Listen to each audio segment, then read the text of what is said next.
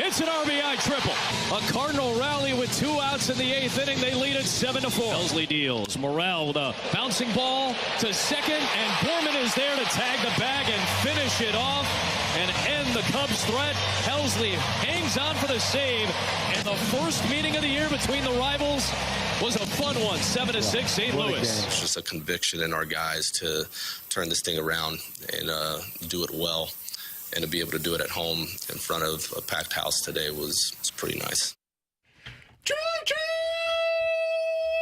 All aboard the Cardinals train, ladies and gentlemen. We are officially here. We have arrived. You guys knew it was coming. Come on, let's be honest. You knew it was happening. I really can't believe you wore that hat today.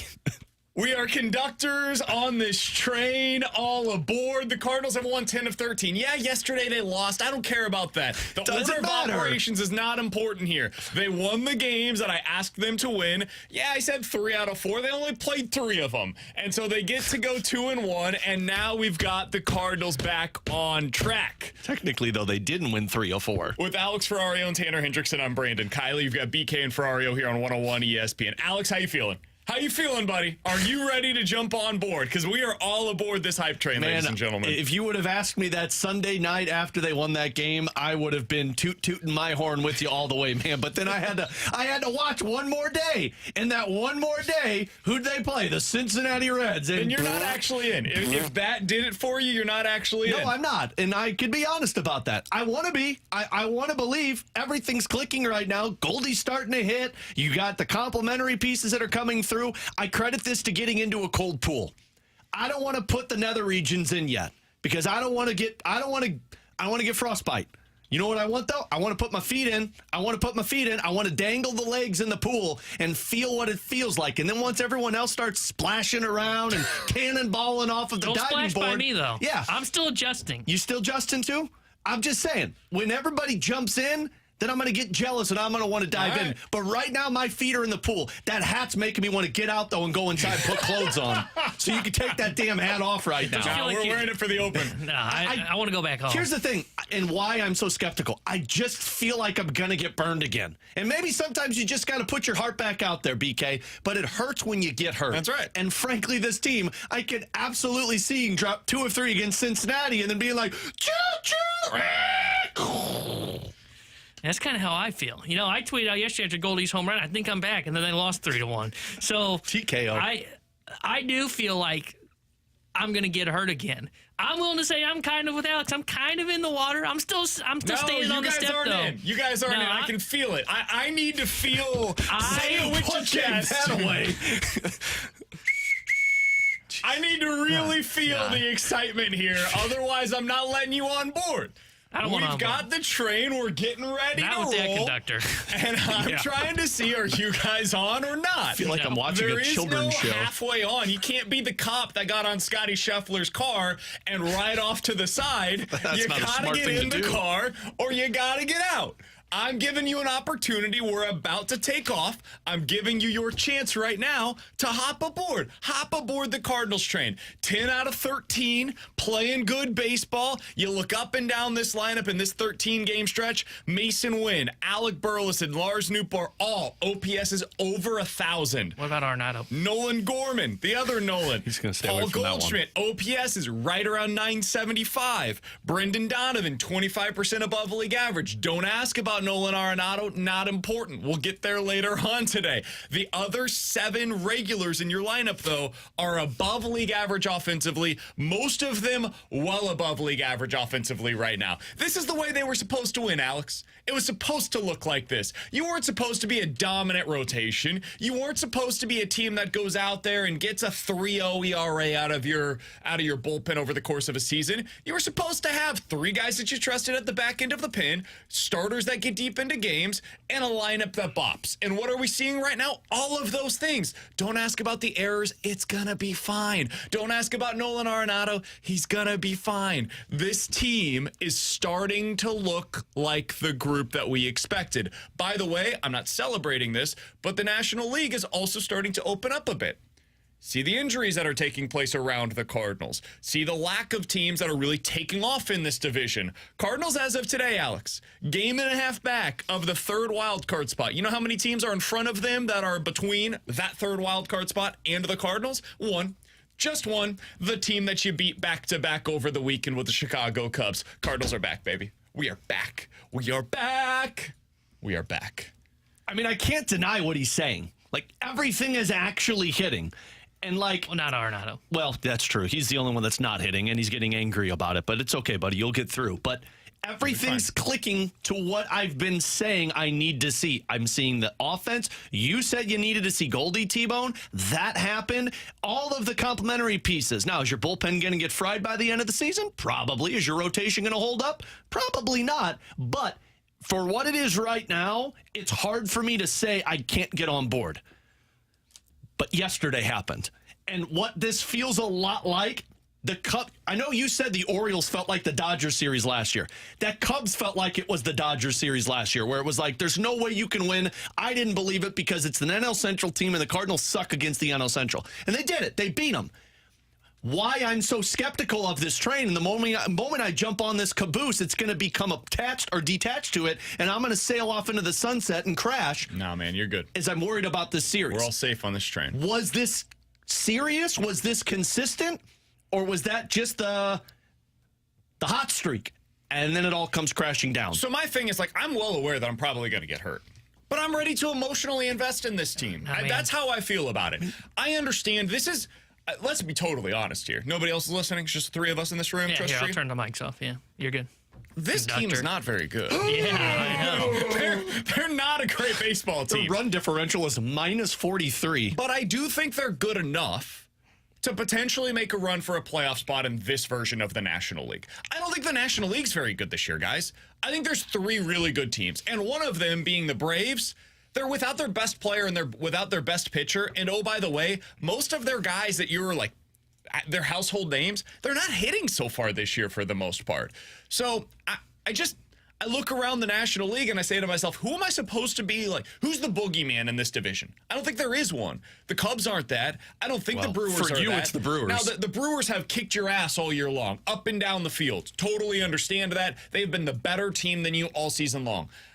I still think they're probably going to be better than you, but can the Cardinals get one of those wild card spots behind them? I think yes, because I just have not been impressed by the other teams that are battling for those spots that are in this league right now. I think the American League's much better than the National League this year. I'd 100% agree with that. I'm kind of with you. Like, look, that the NL is wide open. It feels a lot like, currently at least, what it did in 2021. Where, like, we were watching that Cardinals team before they went on that historic winning streak, and we were like, this is not very good, but hey, they're kind of in it still. And then they snuck their way in by getting really hot down the stretch in September. That's what the NL feels like to me this year.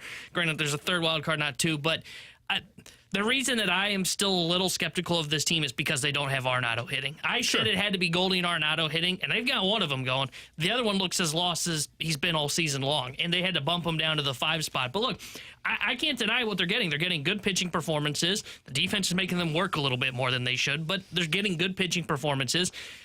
Where I am skeptical is all of a sudden, based on what I know about the Cardinals the last 2 years, this feels like the road trip that's going to be the one that sinks them. You know, it's a tough road trip. You're in Cincinnati, which, look, I don't think the Reds are very good.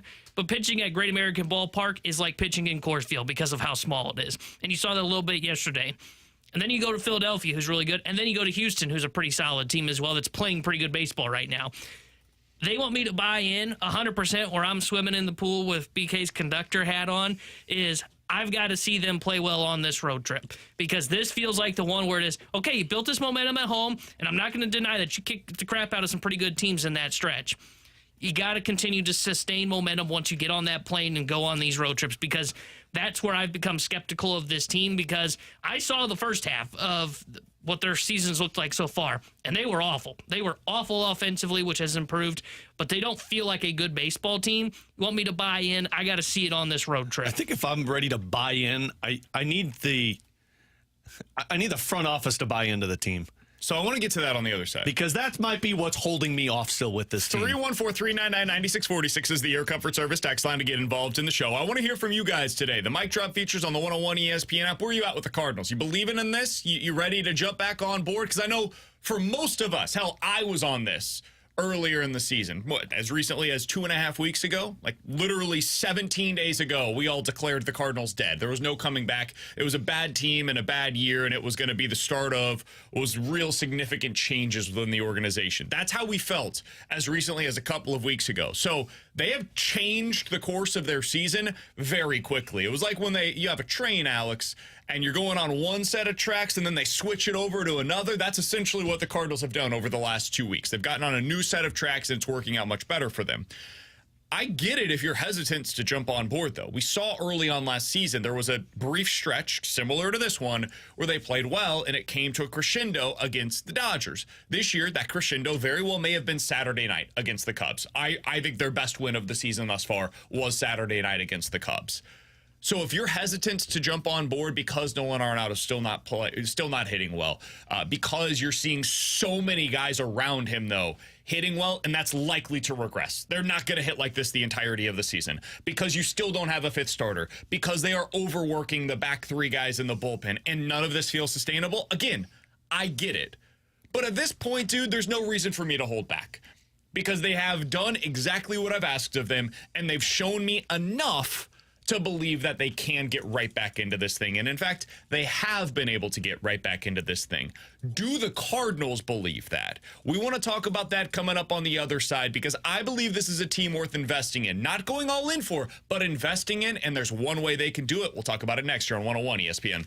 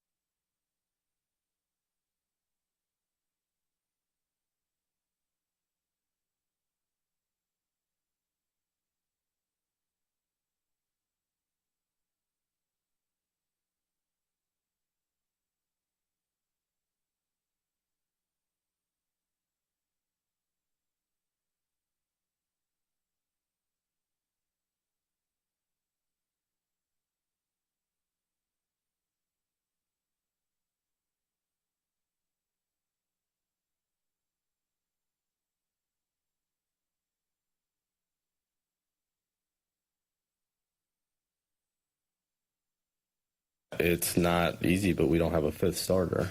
So if that's the case, if you can win a game, then you win a game, and then you figure out what it looks like for that spot start. That was Ollie Marmol on Sunday talking about how difficult it is to navigate as a manager when you have Matthew Liberatore and Andre Palante, both of whom could be used over the next couple of days. Libby was yesterday, out of the bullpen, but also are considered to be options for the start on Wednesday. Alex, the Cardinals have made it very clear. They don't have a fifth starter right now. I don't know how that happens, considering it's been a month since Steven Matz went down with his injury. But the Cardinals do not have a fifth starter currently that they can trust to go out there and, give them 5 innings. 5 innings, 3 earned runs, what this team would give right now for a performance like that repeatedly out of their number 5 starter. Unfortunately, they don't have it. Alex, I think this team is worth investing in. I think if you are John Mozeliak, you are doing yourself a disservice right now by not going out and finding somebody available on the market that can give you something similar to what I just said. Now, if you could go get something better than that, if you could go get Jesus Luzardo, well, yeah, go make that deal. It's easier said than done, though. You got to give up a lot to be able to go acquire Jesus Luzardo. You got to give up players that are currently probably on your major league roster that are helping you win right now. So that becomes a very difficult deal to try to accomplish. But why not go out there and sign Brad Keller, who was available, and you could have had him on the market for free, essentially. Just give him a veteran minimum deal. I don't understand it. I will not understand it. It makes no sense to me. Now that you have allowed that option to go out the door, though, go make a trade. Mo went on the Cardinals radio network on Sunday and basically said, hey, we're looking. We're out there. We understand we do not have a fifth starter right now. We need to be looking at trades. We need to look at the waiver wire. We need to find something that can insulate us a bit internally. So far, they haven't done that. And so tomorrow, the expectation is that Andre Palante is going to make a start, despite him having like a 2 whip, 2 walks and hits per inning in AAA, a guy that has not thrown more than 85 innings in any individual start in AAA, and we know he's probably going to have more high-stress innings up here than he did down there. It doesn't make a lot of sense to me. Where do you stand on this? Do you believe that this team is worth investing in right now? I do, and I think this is part of the reason from our previous segment why I'm not willing to get on board. It's very evident that I may believe that the Cardinals have figured things out. They don't believe that they figured things out, because if they did, they wouldn't be doing this. Let's go use Andre Palante to start. Or are we going to go back to Matthew Liberatore? It's pretty evident that now that your offense is coming through for you, your pitching is starting to scuffle. And a lot of this is because you're doing this revolving door of guys that are inept to be number 5 starters for you. And we've talked about Brad Keller, who was basically sitting there for you for free, and you didn't choose to go after that. There are pitchers that are available via free agency if you feel like they can come in. But to sit there and say, like, oh, we're exploring the trade market. Guys, there's 2 teams right now that have 19 wins on the season that basically are saying, yeah, we're not any good. Colorado and Miami. They got to have a pitcher somewhere that you can find and target and make a trade. Is it going to cost you? Absolutely. But guess what? If you feel like this team has figured it out and now has won, 4 straight series, and put yourself 1.5 games out of a wild card spot, and you're kind of chasing the Milwaukee Brewers still, and you're not going to make a move, you're going to keep riding this train, that's why I look at it and say, man, if the Cardinals front office aren't willing to invest in this team, why should I be willing to say, oh, yeah, I'm all the way back on board? Because we're going to get to the trade deadline, and they're going to look at it and say, oh, well, we're getting Steven Matz back, and think that's just as good as the trade. That's probably the biggest reason why I'm so hesitant to jump back on board. Yeah, they've got to swing a trade because they can't continue to operate with a 4-man rotation. And I think this team's worth investing in because I'm not sure they're worth pushing chips closer towards the middle of the board and being all in where you go and try and get that number 2, try and get a Jesus Luzardo. I just don't know if that guy makes sense for him yet. But you know how you get closer to that step? You do a little bit of investment. You put in a little bit here and try and get that number 5 starter. And not getting Brad Keller when you clearly have a need it's almost a smack in the face. I don't understand what they were looking at that they said, yeah, this guy is built up, could be a perfect number 5 starter for us, and we only need him for whatever until Matz comes back, and then we can try and swing a deal at the deadline, or hell, swing another deal before that point as well. But just get somebody in here that can be a reliable, bad number 5 starter. And they didn't do it. They didn't invest in the team, and that was the easy one. Now you got to go the trade route, which is a little harder because now you've got to get someone to be willing to part with something. And those teams that are bad, they're bad for a reason. They don't have pitching. So I don't understand what the front office was looking at to where they didn't end up swinging a trade or signing a Brad Keller. But they've got to do something because this team is at least worth investing in a number 5 starter. That's my thing. If you don't think that they are worth investing in from a number 2 starter perspective right now, I get that. I can listen to it. But you got to give yourself a chance. Like, let's at least give them the benefit of time.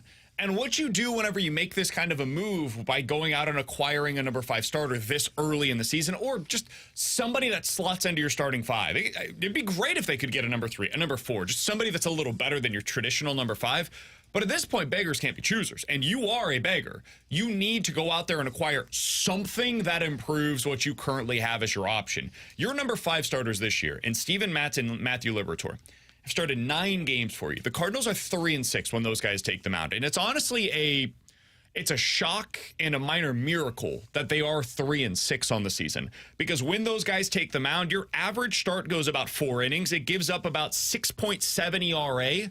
And you're giving up roughly 2 walks and hits per innings pitched. You're basically forfeiting a game every time they start. And yet somehow, again, by the grace of God, you are 3-6. You have won 3 of those 9 starts so far this year. One of them was with Matthew Liberatore on the mound whenever you won 10-5 with him out there. Another one, you scored 9 runs with Steven Matz on the mound. There was one other game where Matz was actually pretty decent, and I think you won that one like 3-2. But otherwise, you're getting nothing out of your number 5 starter right now. It's putting so much stress on that bullpen that has been good for the vast majority of the season. You've got to give them the benefit of time. If you were the president of baseball operations and you asked your team, hey, go show me that this is a team that is worth investing in, something that Army talks about all the time, Alex, our team will make the decision on whether or not I invest at the deadline. Well, your team, John Mozeliak, has showed you they're worth giving them a chance, giving them a fighting opportunity. And your job is now to go scour the market to find somebody that can help them, to find somebody that can stop the bleeding, and just go out and give them, 4 1/3. That's less than 6.7 ERA. If you can find that guy, you have vastly improved your current situation for a number 5 starter. So that's what I'm asking him to do. I don't think that is a really high bar for them to be able to clear, but it's something they need to go out and accomplish if they believe at all that this team can keep this thing on the rails. Because if they believe that, you got to give them the chance. And it doesn't cost a lot. That's the other thing. Is like, it's not like we're saying the Luzardo one, you're right, would cost you a Gorman. It would cost you some of your higher prospects, maybe Sajasi, even maybe one of your top pitching prospects. The guys that we're talking about acquiring are like John Lester and Jay Happ from when they acquired Wade LeBlanc. Go get Wade LeBlanc. Who I think they got for like cash. Not him, literally, but like the next Why version not? of He him. could probably still go 5. But John Lester they got for Lane Thomas. I don't even remember what they traded for Jay Happ. That's how little Wasn't they that gave the up. John Gant deal?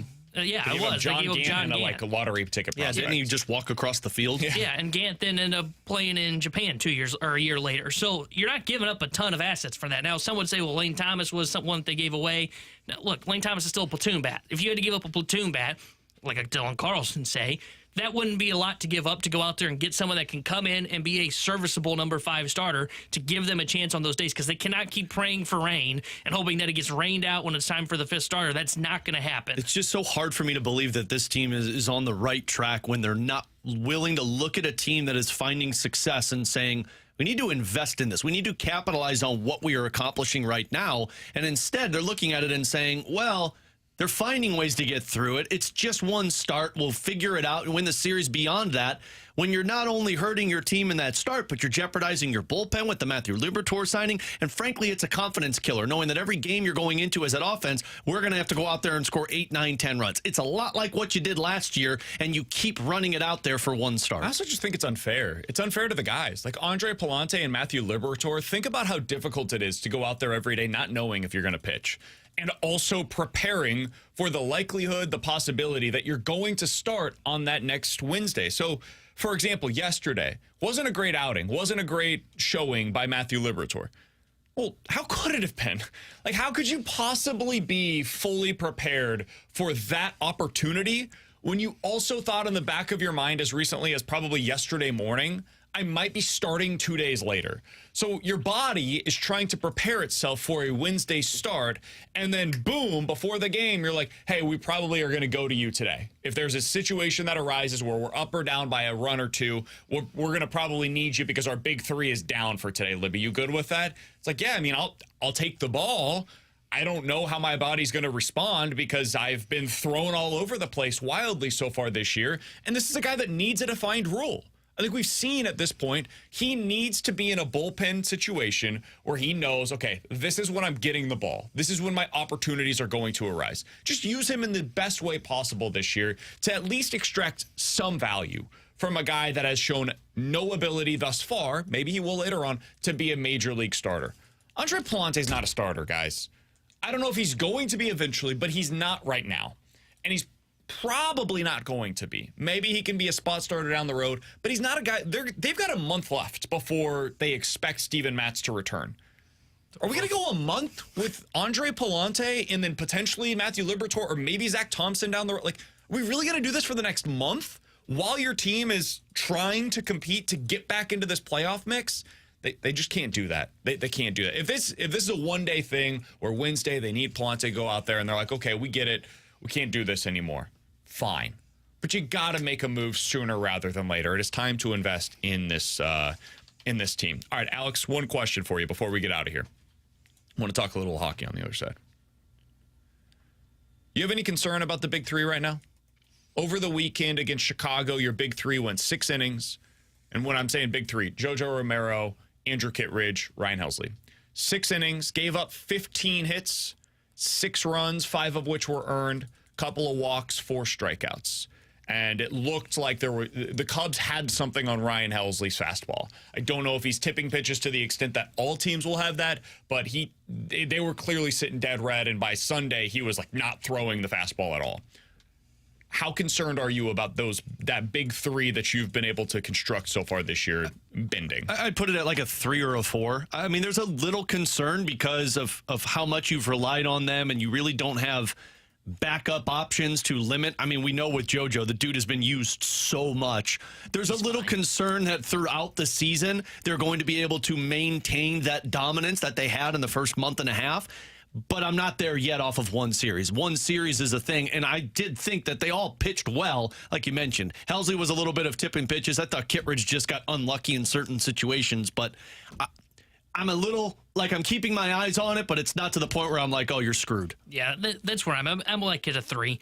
I'm not overly concerned. If this happens again on this road trip in Cincinnati and you see it against Philadelphia, then we can talk. But right now, I'm not concerned. Something with Helsley, they can kind of work on that. The home run that Kittredge gave up was a good pitch that Happ just drilled into the bullpen. I'm not overly concerned. Now, with that being said, they could really use someone stepping up to be that 4th guy right now. That's what the Keenan Middleton signing was, hey, let's have a big 4 along with Gio if he bounced back, hopefully which he didn't. Liberatore could be a part of that. Yeah, and maybe it's Liberatore, maybe it's Fernandez right now. Like, somebody does need to step up to help alleviate some of the pressure of, instead of always having to go to those 3, maybe when one of them's down, you can turn to somebody. But I'm not overly concerned about those guys. All right, I'm at like a 3 as well.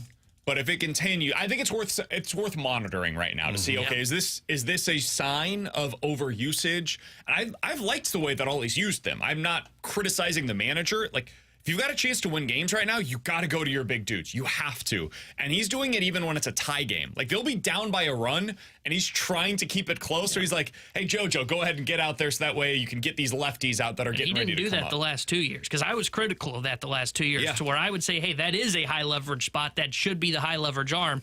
And he wouldn't do it, but this year he has been. I like the way he's utilizing him, and this is not a criticism of Ollie. It's just the reality of when you are playing so many tight games right now, and you have 3 guys that you really trust at the back end of your pen because you've had to utilize some other guys in other ways. Like, you've had to go to them on a bullpen day. It makes things really difficult to manage accordingly. I'd say it's about a 3 right now, but if that continues, if we start seeing more of that, because of the usage, they wear down a bit and you don't see the same stuff coming from them. It's something worth monitoring at least. All right, 314-399-9646 is the Air Comfort Service text line to get involved in the show. We'll get to questions and answers in about 15 minutes. Coming up next, we got an update on 2 potential offseason NHL trade targets. One feels likely, another feels maybe we can go ahead and stop talking about it next year on 101 ESPN.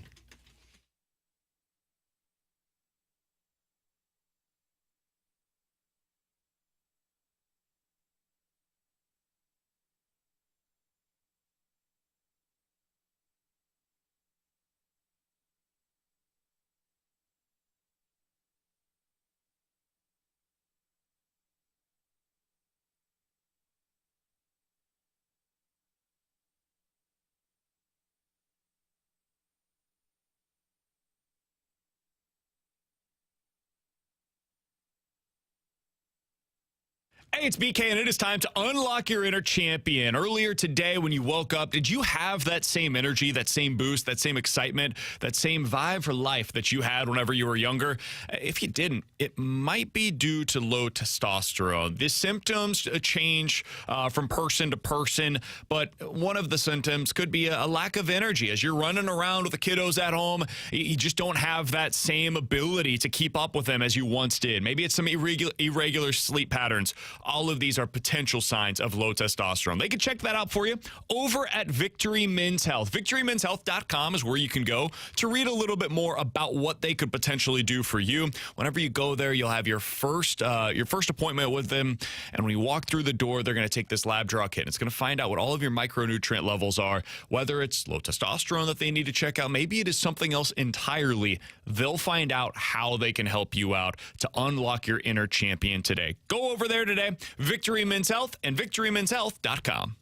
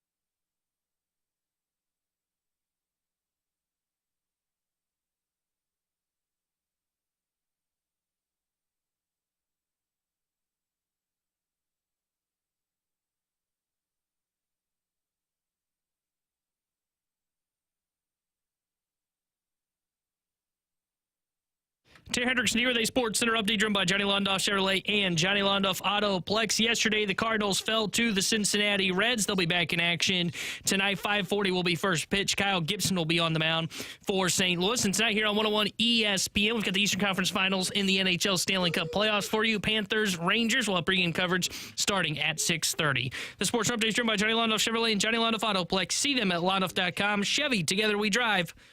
Are you kidding me?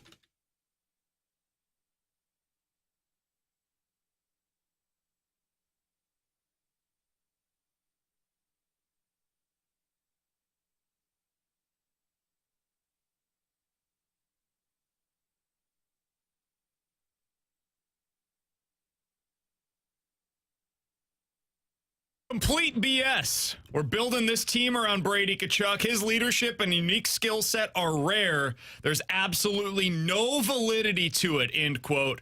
That is what the senior VP of hockey operations out in Ottawa had to say about the rumors that Brady Tkachuk could be made available this offseason. That's courtesy of Pierre LeBrun over at The Athletic. With Alex Ferrario and Tanner Hendrickson, I'm Brandon Kiley. Alex, it always felt like a bit of a pipe dream that Brady Tkachuk could be made available this offseason. I'm not ready to say fully that Brady Tkachuk doesn't want to be traded. I do think that Ottawa doesn't want to trade him, though. And this comes back to what I've said a number of times about I think teams are just honestly too soft when it comes to playing hardball with their superstar players. Hey, Brady, you signed a long-term deal to be in Ottawa. If you want out, you shouldn't have signed the long-term deal. I felt this way about Nolan Arenado. Hey, if you didn't want to be here, cool. You were the one that signed for $200 million. You signed that bottom line, and you sure seemed okay with it at the time. Now, I'm not blaming Brady Tkachuk. He wants the money, go get it. It's guaranteed, whatever, and you could potentially force your way out afterwards. But, Alex, this seems to be a case where regardless of what the player wants, what his ultimate goals are, the team doesn't seem to want to part with him, so it feels like this is probably the end of us talking about Brady Tkachuk this offseason. Yeah, or at least it should be. It should be. I mean, if the GM's not willing to move the player can say as much as he wants, I want out, but it doesn't matter. And let's be real about this. The whole reason Brady Tkachuk is even being brought up is because of Spittin' Chicklets. Yeah. Ryan Whitney put it out there, and then I think the Spittin' Chicklets put it out there again that Brady Tkachuk wants out and basically saying, like, oh, he could go to New Jersey because Tom Fitzgerald's the GM there, and he's good friends with Keith Tkachuk. Like, we're connecting all of these dots, and none of them make sense. Like, let's just be very frank about it. If Brady Tkachuk is going anywhere, it's not happening this year because the GM has basically said, yeah, not happening. So it feels like that trade proposal is dead. So anytime you see somebody bring up Brady Tkachuk wants out, fine. He can want out as much as he wants, but the GM is going to be the one that has to decide to do it. And frankly, Brady Tkachuk has zero leverage. Yeah, well, not until next year. Next year is when he starts getting leverage because he has a no-move clause that kicks in next offseason. Right. And once you get the no-move clause, he gets to decide, like, if they did, for whatever reason, wants to trade him in the future, now he gets to decide where he goes, which means that the team is not going to be able to extract the same value because you'll have fewer bidders that are available, all those different things. And that's what Matthew Tkachuk had. And Steve Staios, the GM there, is not the one that signed Brady Tkachuk, so I would imagine he's going to try and build us around him. And if it doesn't look good this year, then you try and make some types of changes. I would keep going. I would say, Brady, going into your final year of your deal, that's when we'll consider trading you. But for the next 3 years, you're an Ottawa Senator. Right. So just get used to being here. Get comfortable with it. You're here for a reason. We're trying to build around you. Yes, it's going to take a little while. It takes a while to build a contender in the NHL.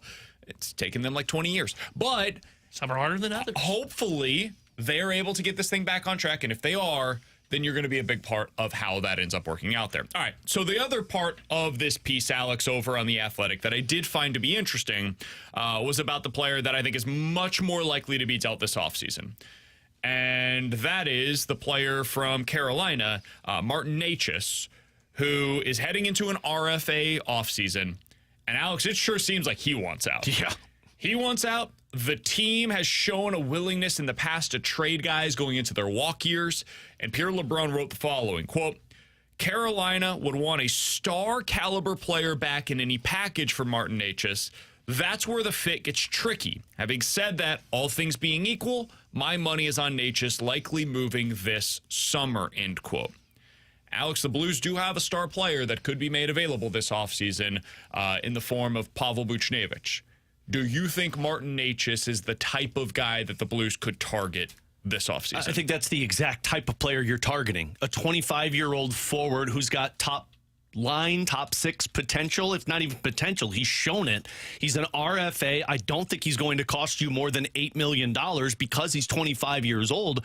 That's the type of player. And the piece that Pierre LeBrun put out there, the rumors started with Necas when the Vancouver Canucks couldn't get the deal done with Elias Pettersson, and it was, hey, we're going to trade Pettersson because we can't get him. Let's get something back in return.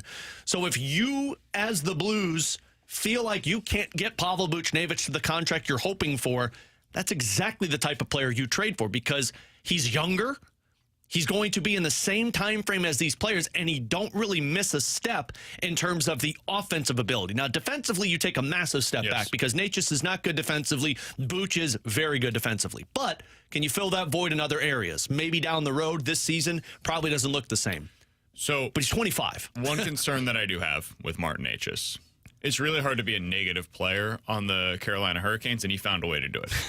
He was a -9 this year on the ice with the Hurricanes. I also, just generally speaking, I've talked to you about this before, Alex. I get worried when you're trading with Carolina for a player that fits so perfectly into their system. Right. Because Carolina has guys that play there, have a ton of success, go elsewhere, and don't find that same success because everything just fits in seamlessly with Rod Brindamore's system. It feels like they're always on you. They're always in the offensive zone. And when you have that many opportunities, especially as an offensive player like Martin Necas, you're going to finish the year with more goals than you would if you went elsewhere. So is he going to be a 25-goal scorer here in St. Louis? I don't know. He's not the greatest distributor. He's fine. He's good, but he's not the greatest distributor. Is he going to be more of a 20-goal scorer, 50-point producer here? And if so, are you going to pay him for what he did? Or are you going to pay him for what he's going to do? That always makes me a little bit nervous. He is young. He's a good player. He can play center. This could be a situation where he plays center for a little while until Dvorsky's ready to go, and then eventually you kick him over to the wing again. I think there's a lot of value there. I think he fits in with their timeline. It just would make me really nervous. Yeah, I mean, and I understand that because you're losing a Rod Brindamore type of player. If Rod Brindamore doesn't want him, what other coach wants him? But sometimes, like we always talk about, sometimes guys need change of sceneries. And maybe Martin Necas just hasn't been working out, at least this season. He has. I mean, he was a guy that puts up 25 points regular, 25 goals regularly. 2 years ago, he was awesome for him. This year, he took a step back, but also remember what took place this year. Carolina went out there and added more offense, and that knocks a guy down. Doesn't that make you a little nervous, though, that they upgraded from Martin Necas? I know he's young, so that's part of the conversation yes and no, there. But it also feels like Carolina is so desperate to try and win a cup that they're adding as much pieces as possible. And if you're a guy who feels like you're a top-line player and you get pushed down because another team doesn't feel like you're there, you lose a step a little bit. So it's a tough situation no matter what. But the only reason I would say I'm going to take the risk on it is because if I can't get Buch locked up into the contract that I need, my next best scenario is finding a younger forward that I can still work with my team. Does it make you nervous that he basically profiles to be lesser version of Jordan Kyrou? He's incredibly fast. He's very skilled. He is not physical. He doesn't get super involved in the forecheck. He's very much a rush-oriented player, and he doesn't play defense. And he, by the way, has not had a ton of success on the power play. Yep. So all of those things that I just mentioned, if I just said, who am I talking about? You guys would say Jordan Kyrou. I'm not talking about Jordan Kyrou. I'm talking about Martin Necas. Does that make you nervous that you now have two of those guys in your top 6, and we've already been complaining about the one that you have? Yeah, it absolutely makes me nervous. But I think this is the position you're in right now, to where you need to find guys that have high upside that can click with your team. And there's not a lot of 25-year-old, 25 to 30 goal scorers that are just sitting around in the market. True. And especially at this age. And especially the ability to trade a 30-year-old who's not going to be on my team in a year. He's Alex. That's T-Bone. I'm BK. 314-399-9646 is the Air Comfort Service text line. The YouTube chat is off and running. The Graveyard, as they're affectionately called. YouTube.com/101ESPN-STL. Coming up next, we're going to get into some questions and answers, including, you willing to do this? A deal that was just proposed over on The Athletic for Mitch Marner to make his way to the good old St. Louis area. We'll talk about it next year on 101 ESPN.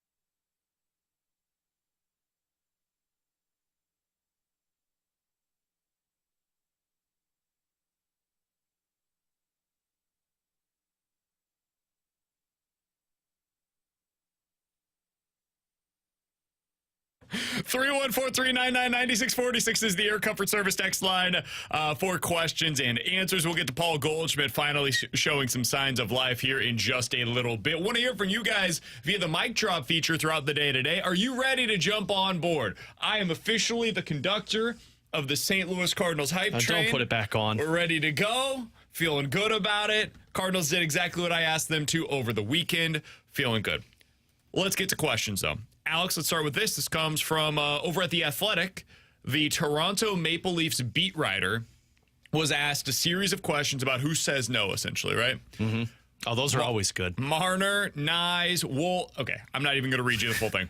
Essentially, a reader sent in a bunch of names. Load of names. Hey, what if we just swapped teams? You think the Toronto and the Blues would be willing to do that? He was like, no, probably not. But what might work is if the Blues ended up offering Jordan Bennington and the Maple Leafs offered Mitch Marner and Matthew Nyes, and maybe you got something like Colton Parayko going to Toronto as well. So Bennington and Parayko for Marner and Matthew Nyes. Alex, is that something you would listen to if you were the Blues? You have now removed your number one defenseman and your number one goalie and added two wingers. So I'm not listening if Parayko's a part of that package. If you can convince them to do a Justin Falk, now you're not getting Nyes. Then I'm not making the deal. Cool. But if we can convince them that, hey, Justin Falk and Jordan Bennington for Matthew Nyes and Mitch Marner, then guess what, boys? Choo-choo! I'm all aboard that train. You get Matthew Nyes, the winger that played with Jimmy Snuggerud, and you get Mitch Marner? Look, I love me Jordan Bennington. I would not trade him for a hell of a lot that's around in the NHL. But I get a 22-year-old winger that's already been playing top 6 minutes with Maple Leafs, and I get Mitch Marner, and I get rid of Justin Falk's $6.5 million contract. Oh, yeah. Choo-choo! Sure, I'm on board with that one. Yeah, hate to be the bearer of bad news. They're not doing that. And that's why the hat just came off, because I ain't making the trade then. It's all about making your team better. And if I get Nyes and Marner without getting rid of both my number one goalie and number one defenseman, my team's better. Sure, hell, I'll do it. I mean, Binner's probably not going to be here when they're really competing again anyways, or he's going to be at the back end of that contract, so why not? Why not try and accelerate the retool? Yeah, I'm in. I'm not doing it if it includes Parayko. Parayko is my breaking point of, like, I'm out. And the reason why is because I think you just become a lesser version of Toronto at that point. You've got all the wingers in the world. You've got all this speed, this flash and dash, but I have no substance. I have no goalie. I have no number one defenseman. Now I don't have either of my top two defensemen that I need for a championship caliber team. Where am I acquiring that? How do I go out and get that?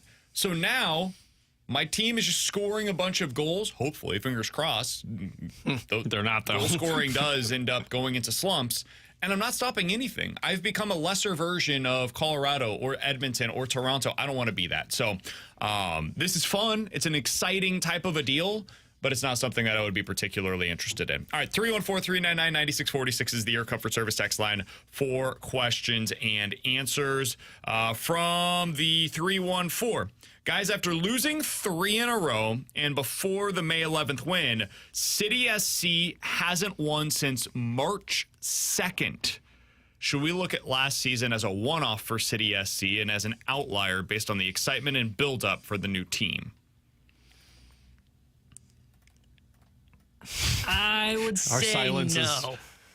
I don't think last season was an outlier. I think the problem this year was I just don't think they've been able to play as themselves because Leuven's missed some time. I think Leuven, I think what we've seen is he's their most important player. Yeah, it's not Klaus. Other than Berkey. It's not Adeniran. Honestly, it's not really Berkey because Berkey gets kind of hung out to dry still, and now he's just not making those saves. I think Berkey allows you to be competitive. I think Leuven allows you to be good. I'd agree with that. I think that's the biggest reason is he just has been playing a lot. So now that he is kind of building back up, and I think he played most of the second half, if not the entire second half this past weekend, I think you're going to start to see strides. Now, with that being said, I don't know how good they actually are this year. Like, I think they're a borderline playoff team, and I mean borderline. The underlying numbers last I checked were pretty good, but they weren't getting the results. And this is what we talked about, a week or two ago? at some point you need to get results. Like, it's great, Alec Burleson last year. It's great that you have all of these underlying numbers that suggests down the road you're going to be good. And eventually there's going to be some positive regression for you. But ultimately you're judged on wins and losses. And I can't go to my boss and say, hey, look at all of these great things we're doing. Yeah, don't look at the fact that we're 27th in the rating system. Just look at all of these good things that we're doing. Eventually it's going to pay off. No, if we don't get results, the bottom line is what matters. And I think that's kind of how I feel about City right now. They're not getting the results. So does it feel like a one-off right now? Yeah, they've won 3 games so far this year. That's not great. It's not a good feeling. But I think when you get Leuven back to 100%, they just added in another striker. He's expected to be in by, I think, July is what I saw earlier today. That's wild. So you're like a month away from him potentially being a part of your team. Hopefully things start to come together, and then in the second half, you could be what Sporting KC was last year. Sporting KC was very similar to this, and then they beat you in the playoffs after going off on a late season surge. Maybe you can be that version of a team this year. All right, 314-399-9646 is the Air Comfort Service text line for questions and answers from the 314. Guys, I think Minnesota will get a win, but ultimately lose this final. Tatum and Brown versus Kyrie and Luka could be an all-time type of matchup. What is your anticipation for it? Steven, I know you're super excited to see the Celtics in the NBA Finals. You can't complain. Your team had 3 chances to win a game, and they blew every single one of them. I know. Relax. Terrible. I made so many going down was the end of that. I made so many bets for the Pacers because I'm like, oh, they can't get swept. They did. They did. I don't think the Mavs are going to hold up very well against them. I think it's probably going to be Celtics in 5 or 6. Yeah. I don't feel that way.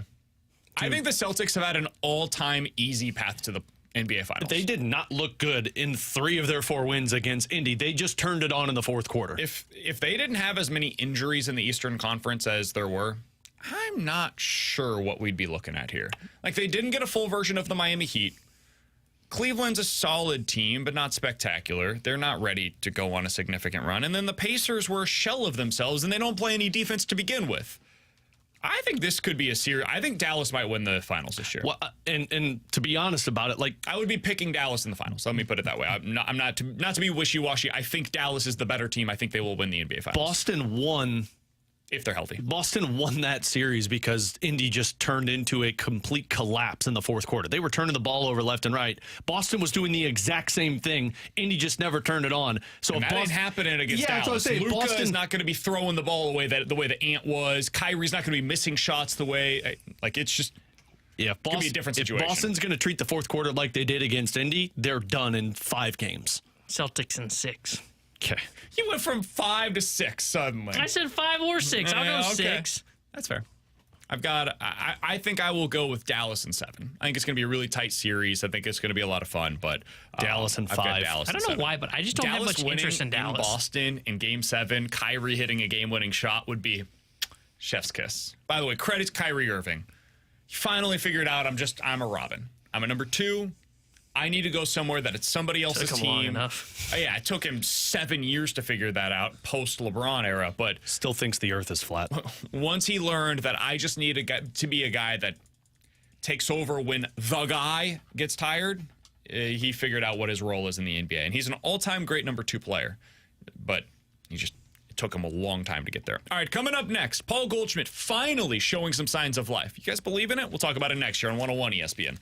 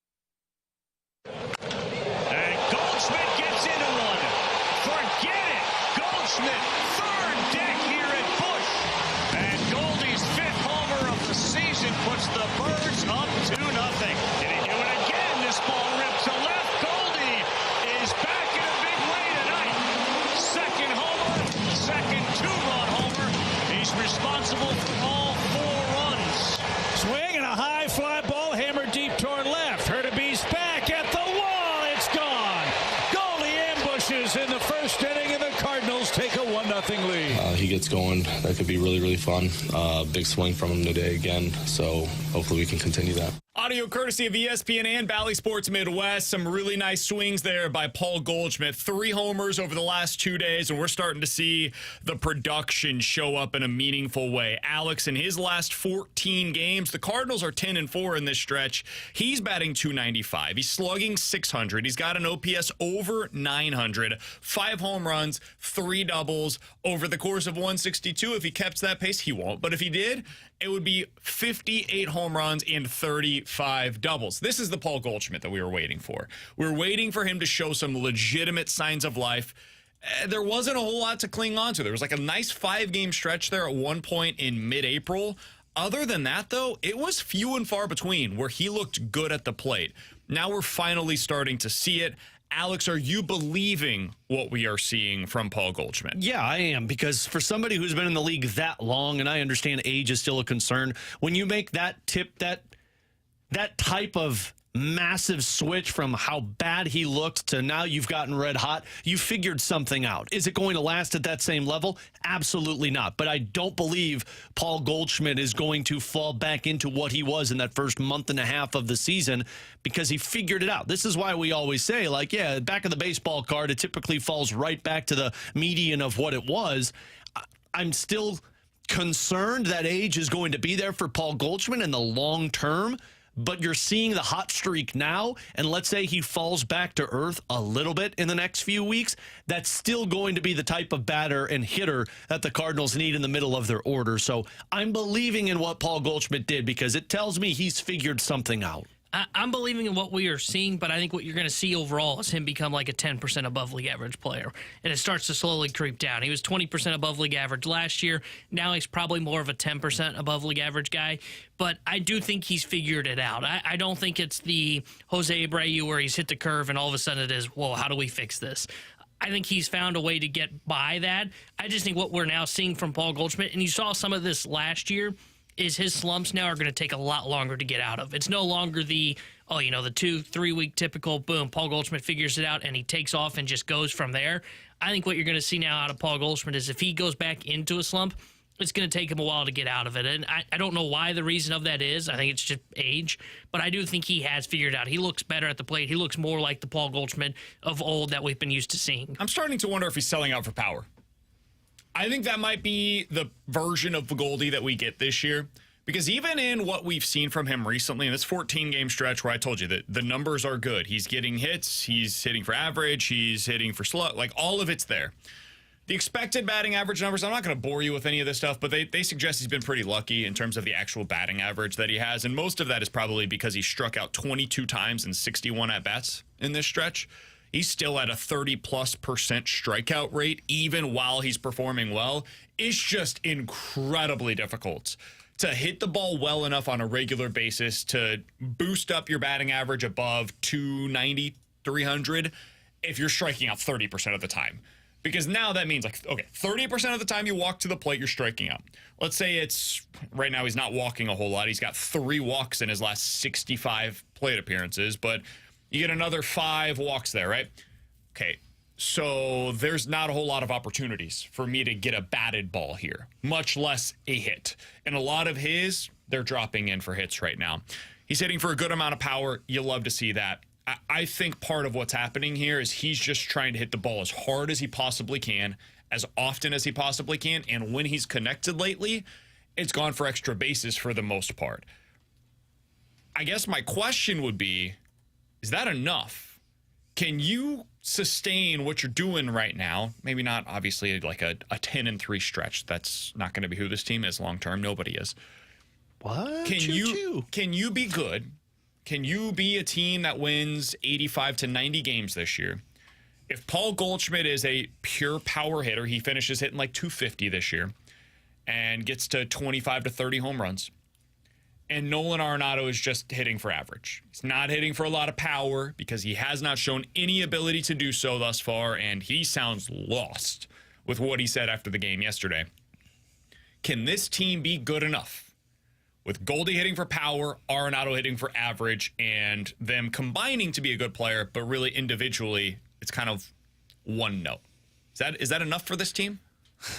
It depends on what you're asking. I think it's enough for them to make the playoffs, but they're going to have to rely on all of these complementary pieces being more than just accent pieces. They're going to have to be very impactful bats throughout the season, like we've been seeing in this stretch. Donovan, Nootbaar, Burleson, these guys are going to have to come through on a consistent basis to carry that weight that Nolan Arenado's not providing.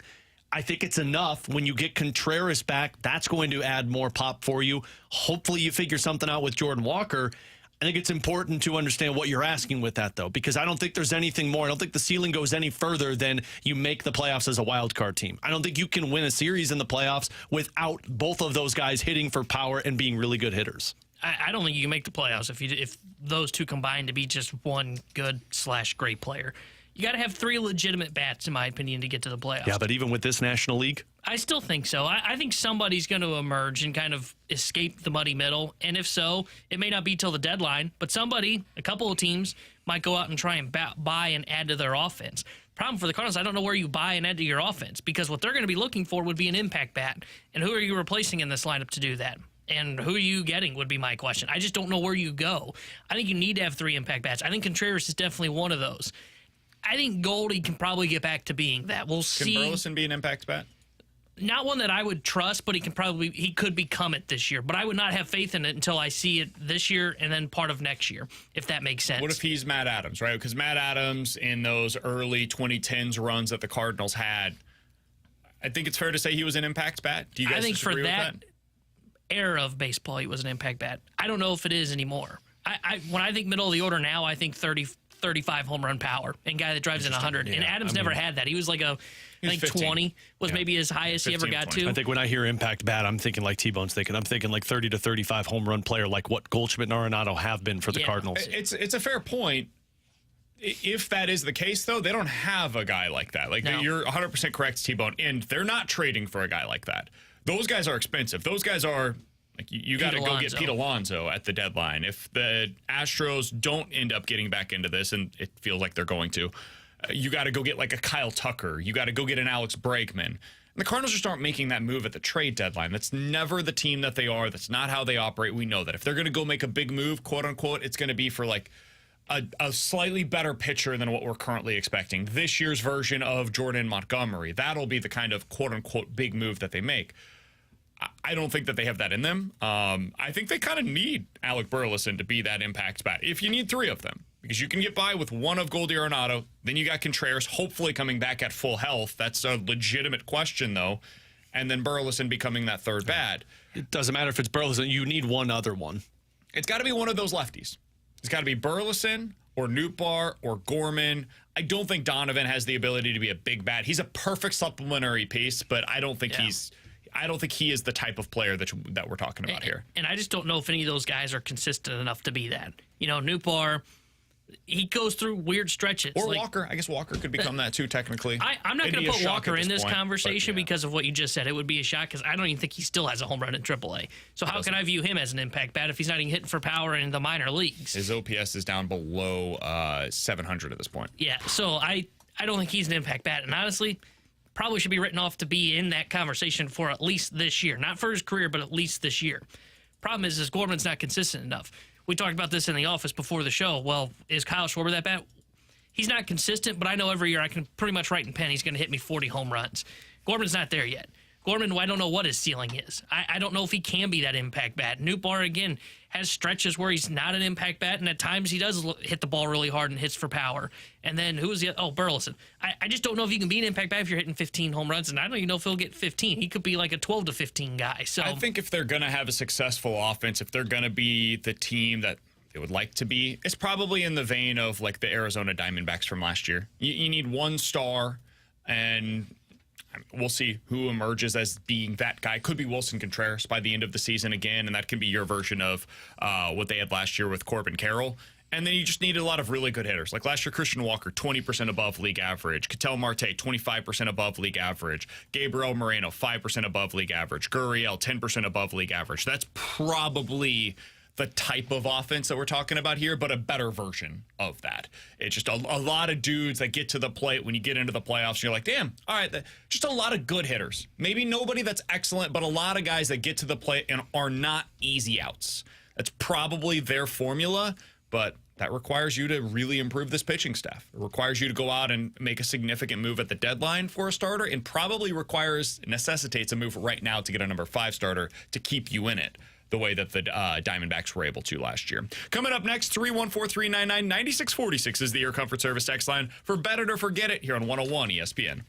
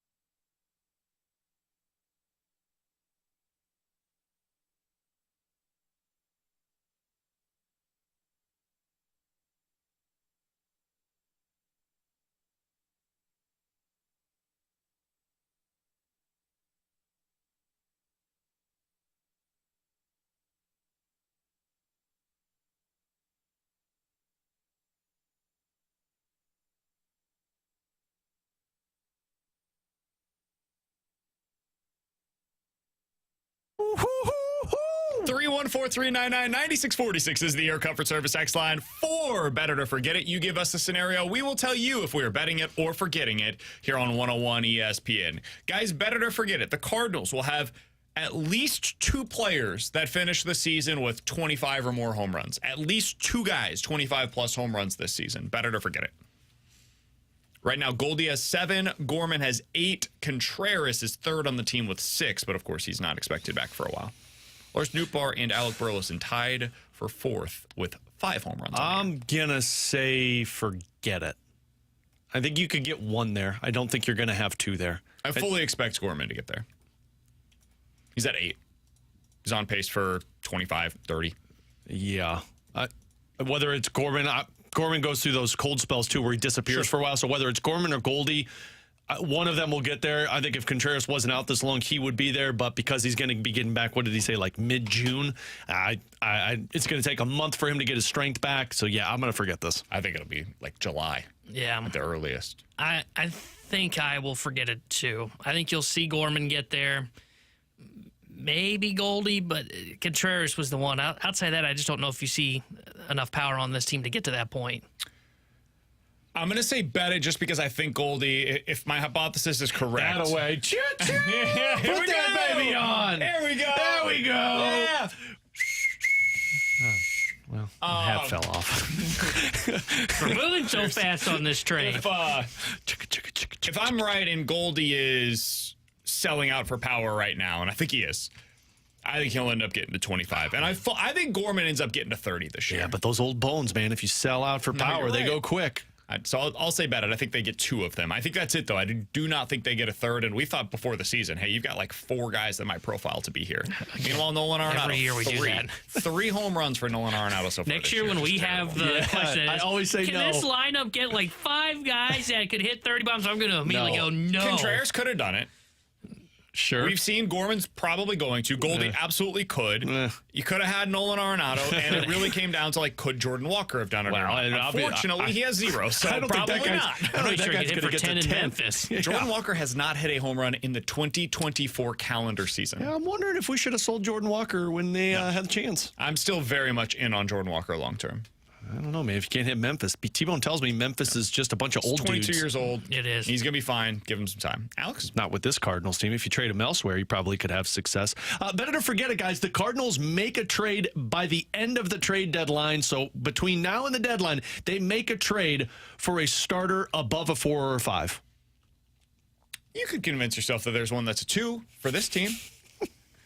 Like, are you saying that'll start a game 2 for the Cardinals? I'm saying a legit number 2, number 3 starter. And don't try and sell me on a Jose Quintana. Would you consider Jordan Walker or Jordan Montgomery when they traded for him to be a 2 or 3? Mm-hmm. Yeah, then I think they'll get somebody that's similar to that. Well, I would not have considered him a 2 or a 3 when they got him. I thought he was a 4. I would have considered him a 3 at the time. For what you had on that rotation, he was a number 2 or a number 3. I remember looking at the numbers and being like, man, Jordan Montgomery's better than people give him credit for. He had like a 3.2 ERA that season, I think. And he had swing and miss stuff. And I remember the Yankees being like, no, this guy's not in our playoff rotation. And that immediately was like, oh, wait, why?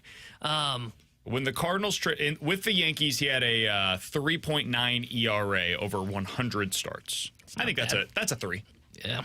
And he had a 3.7 that year when they had traded him. I'm going to forget this. I think they are going to get a 5, and then they are going to sell you on Matt's getting back is just as good as a trade. It's the classic Mo line. So I'm going to forget this. Yep. I actually believe what T-Bone just said. T-Bone? Guys, bet it or forget it.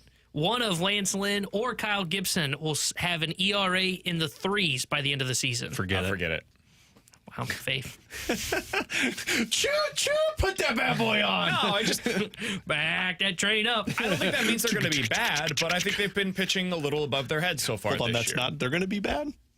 No, I think they'll be a low 4 for both of them. Low 4 ERA. I think that's what you should have expected out of them. That was like a good season for Gibson or Lynn. Would have been a low 4s ERA at this point in their careers. Yeah. Am I being unfair there? No, but I figured if anybody that was going to say bet this, it would be Choo-Choo Train guy. I mean, they're not guys that... It'd be Thomas the tank engine over here. Your train is not a big train. It's the train I see at the zoo right now. That's what I'm saying. No, your it's Cardinals the hype train is. No, it's at the train that's at the Mills Mall. That's literally the only thing there. Yeah. It's, hey, look over here. This is an empty building and an empty building. And BK's like, choo-choo, we're having fun, kids. Is that guy okay over there? No, nobody's on his train. I think that they will end up in the low 4s. Gibson Win right now, despite pitching really well so far this year, is at a 3.8. That could definitely go up a little bit, and we're still going to be fine with it. If he goes 6 innings and gives up 3 earned runs on average every time he goes out there, that's a 4.5.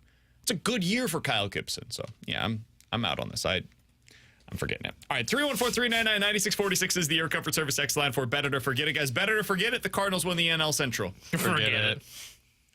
Next question. I still believe in the Cubs and somehow the Brewers, but Go ahead, sing their song again, T-Bone. hey, Chicago, what do you say? Cubs are going to You think win Chicago today. can do this? Yeah. I don't think they're They're very going. good baseball. They're going through the cold I spell don't think that the we're a Cardinals. good baseball team. I'm not sure anybody's a good baseball I team. think in the division. Milwaukee's pretty decent. I still Chicago's- don't know how they're doing this. I don't like they have so few names in their lineup that it feels weird that they will be able to sustain it, but they have been. Chicago's offense is doing what the Cardinals' offense did the first month and a half, and they'll come out of it. Oh, I disagree. I don't think they're coming out of it. I think they got a lot they of. have a very good lineup. They're never going to hit again. No. I think they got good hitters. Do you? Yeah. Like who? Ian Happ, Cody Bellinger. I think That's Christian fine. Morel's good. Bellinger's good. Okay. I'm talking to Captain Choo Choo over here. Calm down. Trying to convince me they that got a Goldie's Gorman going to and get their Patrick Wisdom. 25 home runs. I am forgetting it. I think that the Brewers will ultimately win this division. I think the Cardinals will finish second and will get in a wild card spot. That's where I'm at on that. 314-399-9646 is the Air Comfort Service X line for Better to Forget It. Guys, Better to Forget It. Mason Wynn finishes with more home runs this season at the major league level than Jordan Walker does. I knew where this was going when he started that. I'm going to forget that. Because, man, I would really be out maybe on Walker if that ends up being the case. Got 2. But I think Wynn probably ends up finishing with maybe 10. I think at some point Walker's... Is Walker going to hit 10 in the second half of the season? I think at some point when he figures it out, he can get to that mark. Ooh, I said maybe for Wynn. I think Walker could get to 10 still. I think Wynn, like, best case scenario is at 10. I'm I think starting he's to probably wonder gonna go, when like, Jordan 7. Walker's coming back up. That's my concern. Because I don't know if he's coming back up. Exactly. That's why I would probably lean towards the Mason Wynn side here. Like, who's he playing over in your corner outfield right now? Is he playing over Newt? Is he playing over Burleson? Oh, wait, was playing this over at the Donovan? major league level? Yes. I thought this was at AAA. No, at the major league level, who has more home runs this year, Mason Wynn or Jordan Walker? I think I would side towards Mason Wynn. And that's not a, like, I think Mason Wynn's going to hit 20 home runs take. It's a, I don't know when Jordan Walker's coming back up to the big league level take. Yeah, it's going to be a while. I'd actually forget this. I thought you said AAA, so that was my bad. I will forget this one. I thought he'd be back up for June 6th. That is when For his bobblehead. Bobblehead night is. Cool I do looking bobblehead. not think he's going to be back up for his bobblehead night. They'll bring him up, then they'll send him back down. He'll be here, but he'll be technically on the Memphis roster still. 314-399-9646 is the Air Comfort Service X line. Better to forget it. Mason Wynn will make the All-Star game this year. Ooh, forget it. I'm going to forget this. Cardinals are only going to have one rep, and it's probably going to be Ryan Helsley. You guys sure? I'm actually totally being serious. Are you sure? Which part were you questioning in a very Tony way? You should check that. You know, there's this guy named Mookie Betts, Okay. Willie Adames. Mason Wynn's been better. I'm serious. Willie I know, but Adames has really cooled he down. doesn't have the name recognition to get in. Of Willie Adames? Willie Adames is well known. Oh, Mason Wynn's got name recognition. That's necessary there. I think Ellie De La Cruz will get in. Yeah, no-ish. O'Neal Cruz That will was the one probably I get couldn't over remember. Mason Wynn, too. I think Mookie and Ellie De La Cruz are locks to get in. I think Mason Wynn could be third. No? I mean, it's possible. I just don't know if he's going to have the name. He's not going to get voted in. He'll get one of those replacements late if guys I think opt out. the tough part for every team's got to have a player representative. Good luck picking and Colorado's. like Washington, it might be C.J. Abrams. Yeah. So that would hurt his case because the Cardinals will have one in Ryan Helsley. Kinsey Gore's pitching pretty well for them. He could be it. If that ends up happening, Mason Wynn could absolutely be an All-Star this year. So I'm going to bet it. Forget it. Is this I love segment watching better to that forget guy. it or Optimist Cardinals segment? He was out on Gibson and Lynn having 3 ERAs. Yeah, but he's I'm- still spun in an optimistic way. I'm honest. Let me tell you how a 4-1's You look like good. a stuffed animal that my daughter has. It's like a little like circus monkey that has a big hat on. That's what you look like right now. I'm just going to let that one Well, go. the conductor hat's going too. and not respond. I'm really curious what BK sounds like when the Cardinals lose 2 of 3 to the Cincinnati Reds. Or get swept. So, traveling conditions really stunted their opportunity. Swept would be a tough look. 2 out of 3, they lost game 1 because of the travel. This is the guy that yells at me in hockey season about travel. And so if they have that one that they lose, and they lose the Palante Liberator poop bladder of a bunch of relievers they don't use in any other games, that probably should have happened as well. So you just got to win the game Kyle Gibson's on the mound for. And then you go out there in Philly no pressure and you take a shot against the Phillies. And hopefully you don't get absolutely destroyed against what is arguably the best team in baseball. Yeah. Coming up in 15 minutes, we're diving into the junk drawer. I don't know if Alex is going to be comfortable sharing this story, but Alex potentially has a story to share coming up in 15 minutes. But next, Sonny Gray asking out of another game. Something worth monitoring here? We'll talk about it next year on 101 ESPN.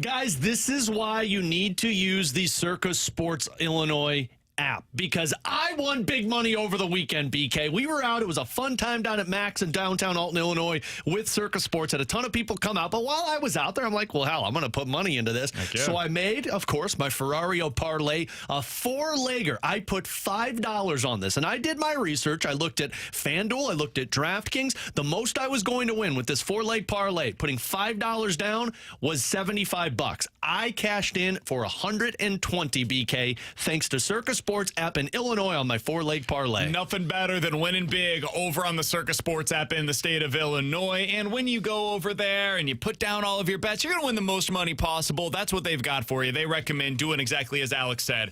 Go check out the other places. Go check out FanDuel. Go check out DraftKings. You'll check the prices. You'll find Circa Sports has the best lines. If you or someone you know may have a problem with gambling, call 1-800-GAMBLER or text ILGAMB to 833-234.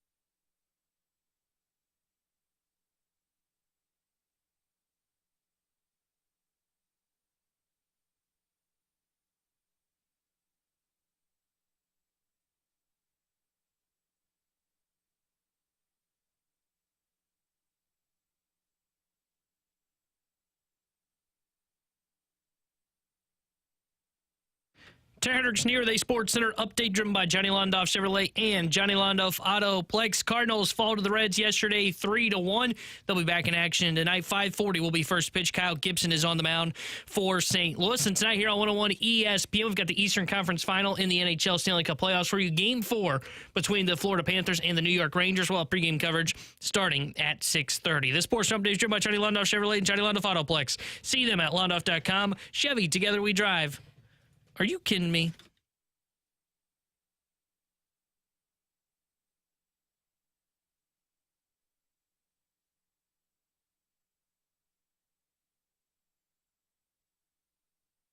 If we've learned one thing about Sonny Gray, it's that he's a very routine-oriented gentleman, Alex, early on in his St. Louis Cardinals career. We saw it whenever he had to go out there and plan for a new team. This was coming off of, this was the Milwaukee start that he had, where he ended up going 5 innings, gave up 7 hits, 6 earned runs.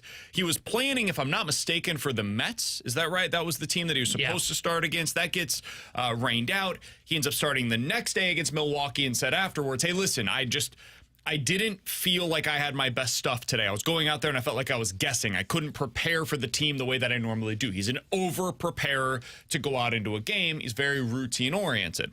Well, then you go out there on Sunday.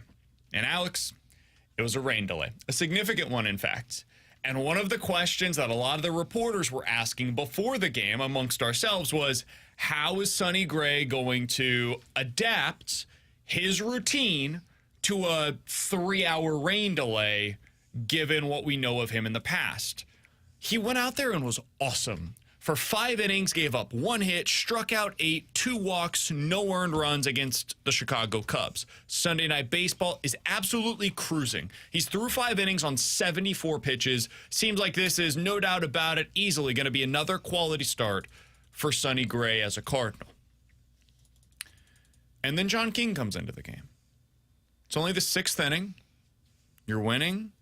Against Sonny Gray, was looking really good at the time. It's kind of strange to see it.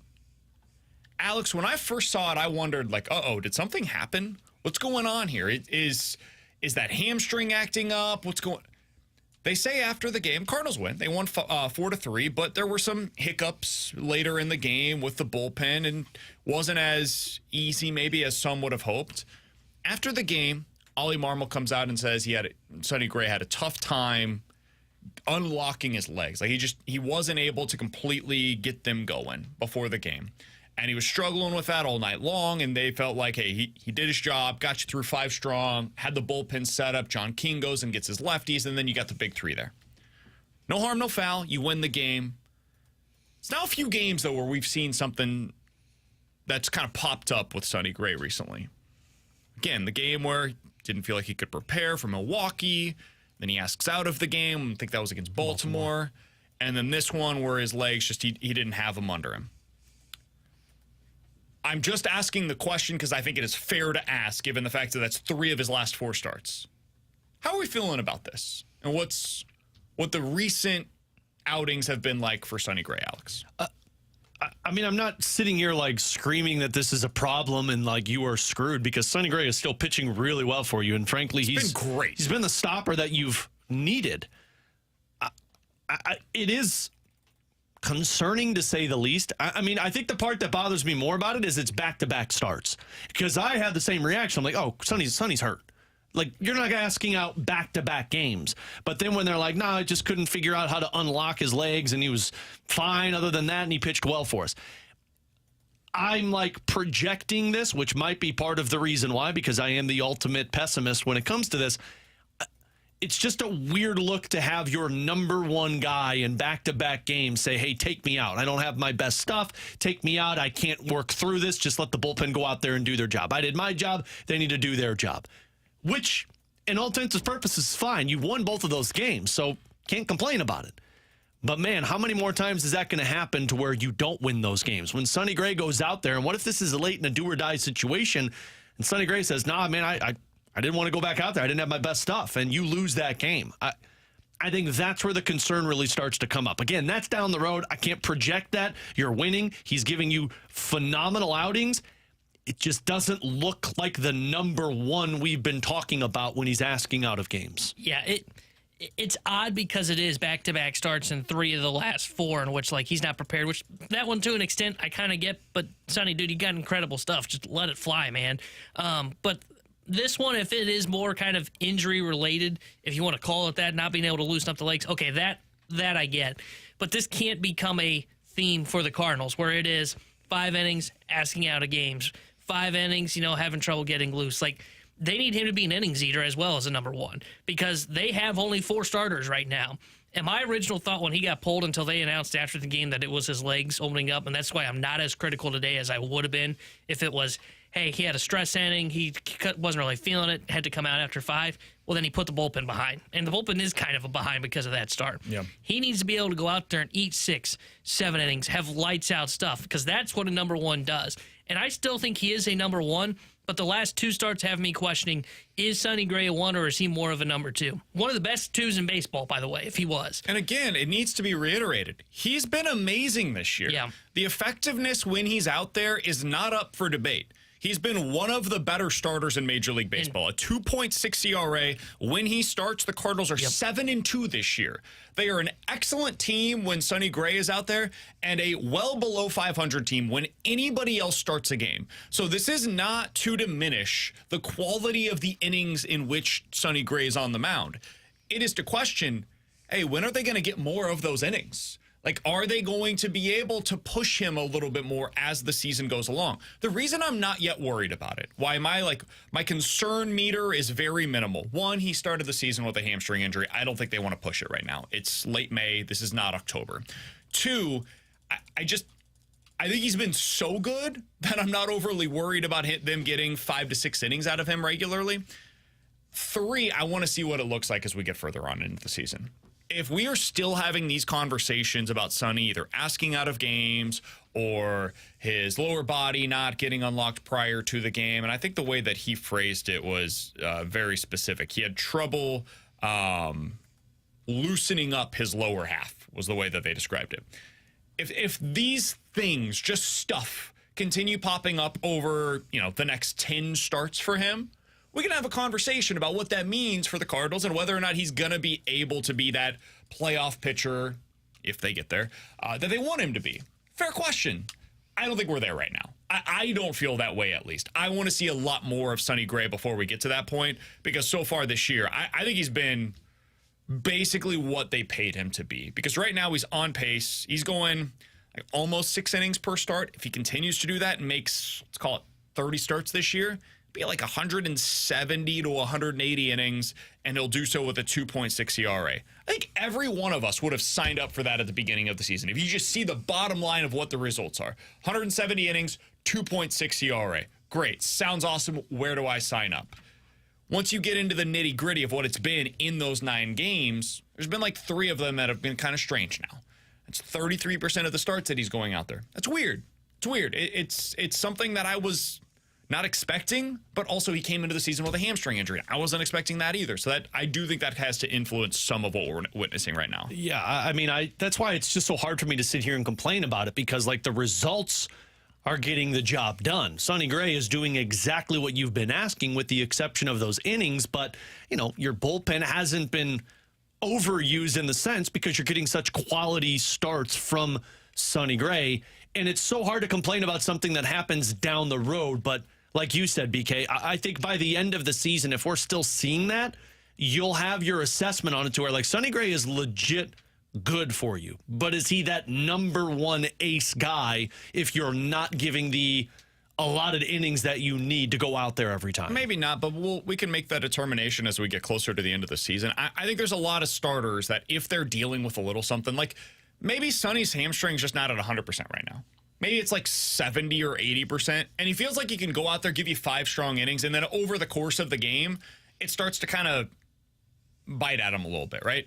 If that's what's happening right now, they should absolutely be taking him out of games as he starts to get more wear and tear on that leg. Don't push it. There's no reason to do so because you desperately need this guy. And you have no depth. He's the single most important player on the roster right now. Mm-hmm. There is no close second. If Sonny Gray were to go down for a 3-week stretch, dude, I don't know what this team would do.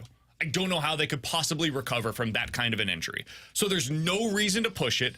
You already can't cover for a number 5 starter. Imagine if they lost their number 1. Good luck. Season over, right? So they should not be pushing him right now. They are treating this correctly. I just hope it doesn't become a regular thing. Hopefully, as we continue along here, there are fewer rain delays. There are fewer weird things that happen over the course of the season. And he can just go out there, prepare for a game the way that he always has and will, and go be awesome. Because that's what Sonny Gray's been so far this year. Guy that I'm not sure if he's going to be awesome or not is Andre Palante.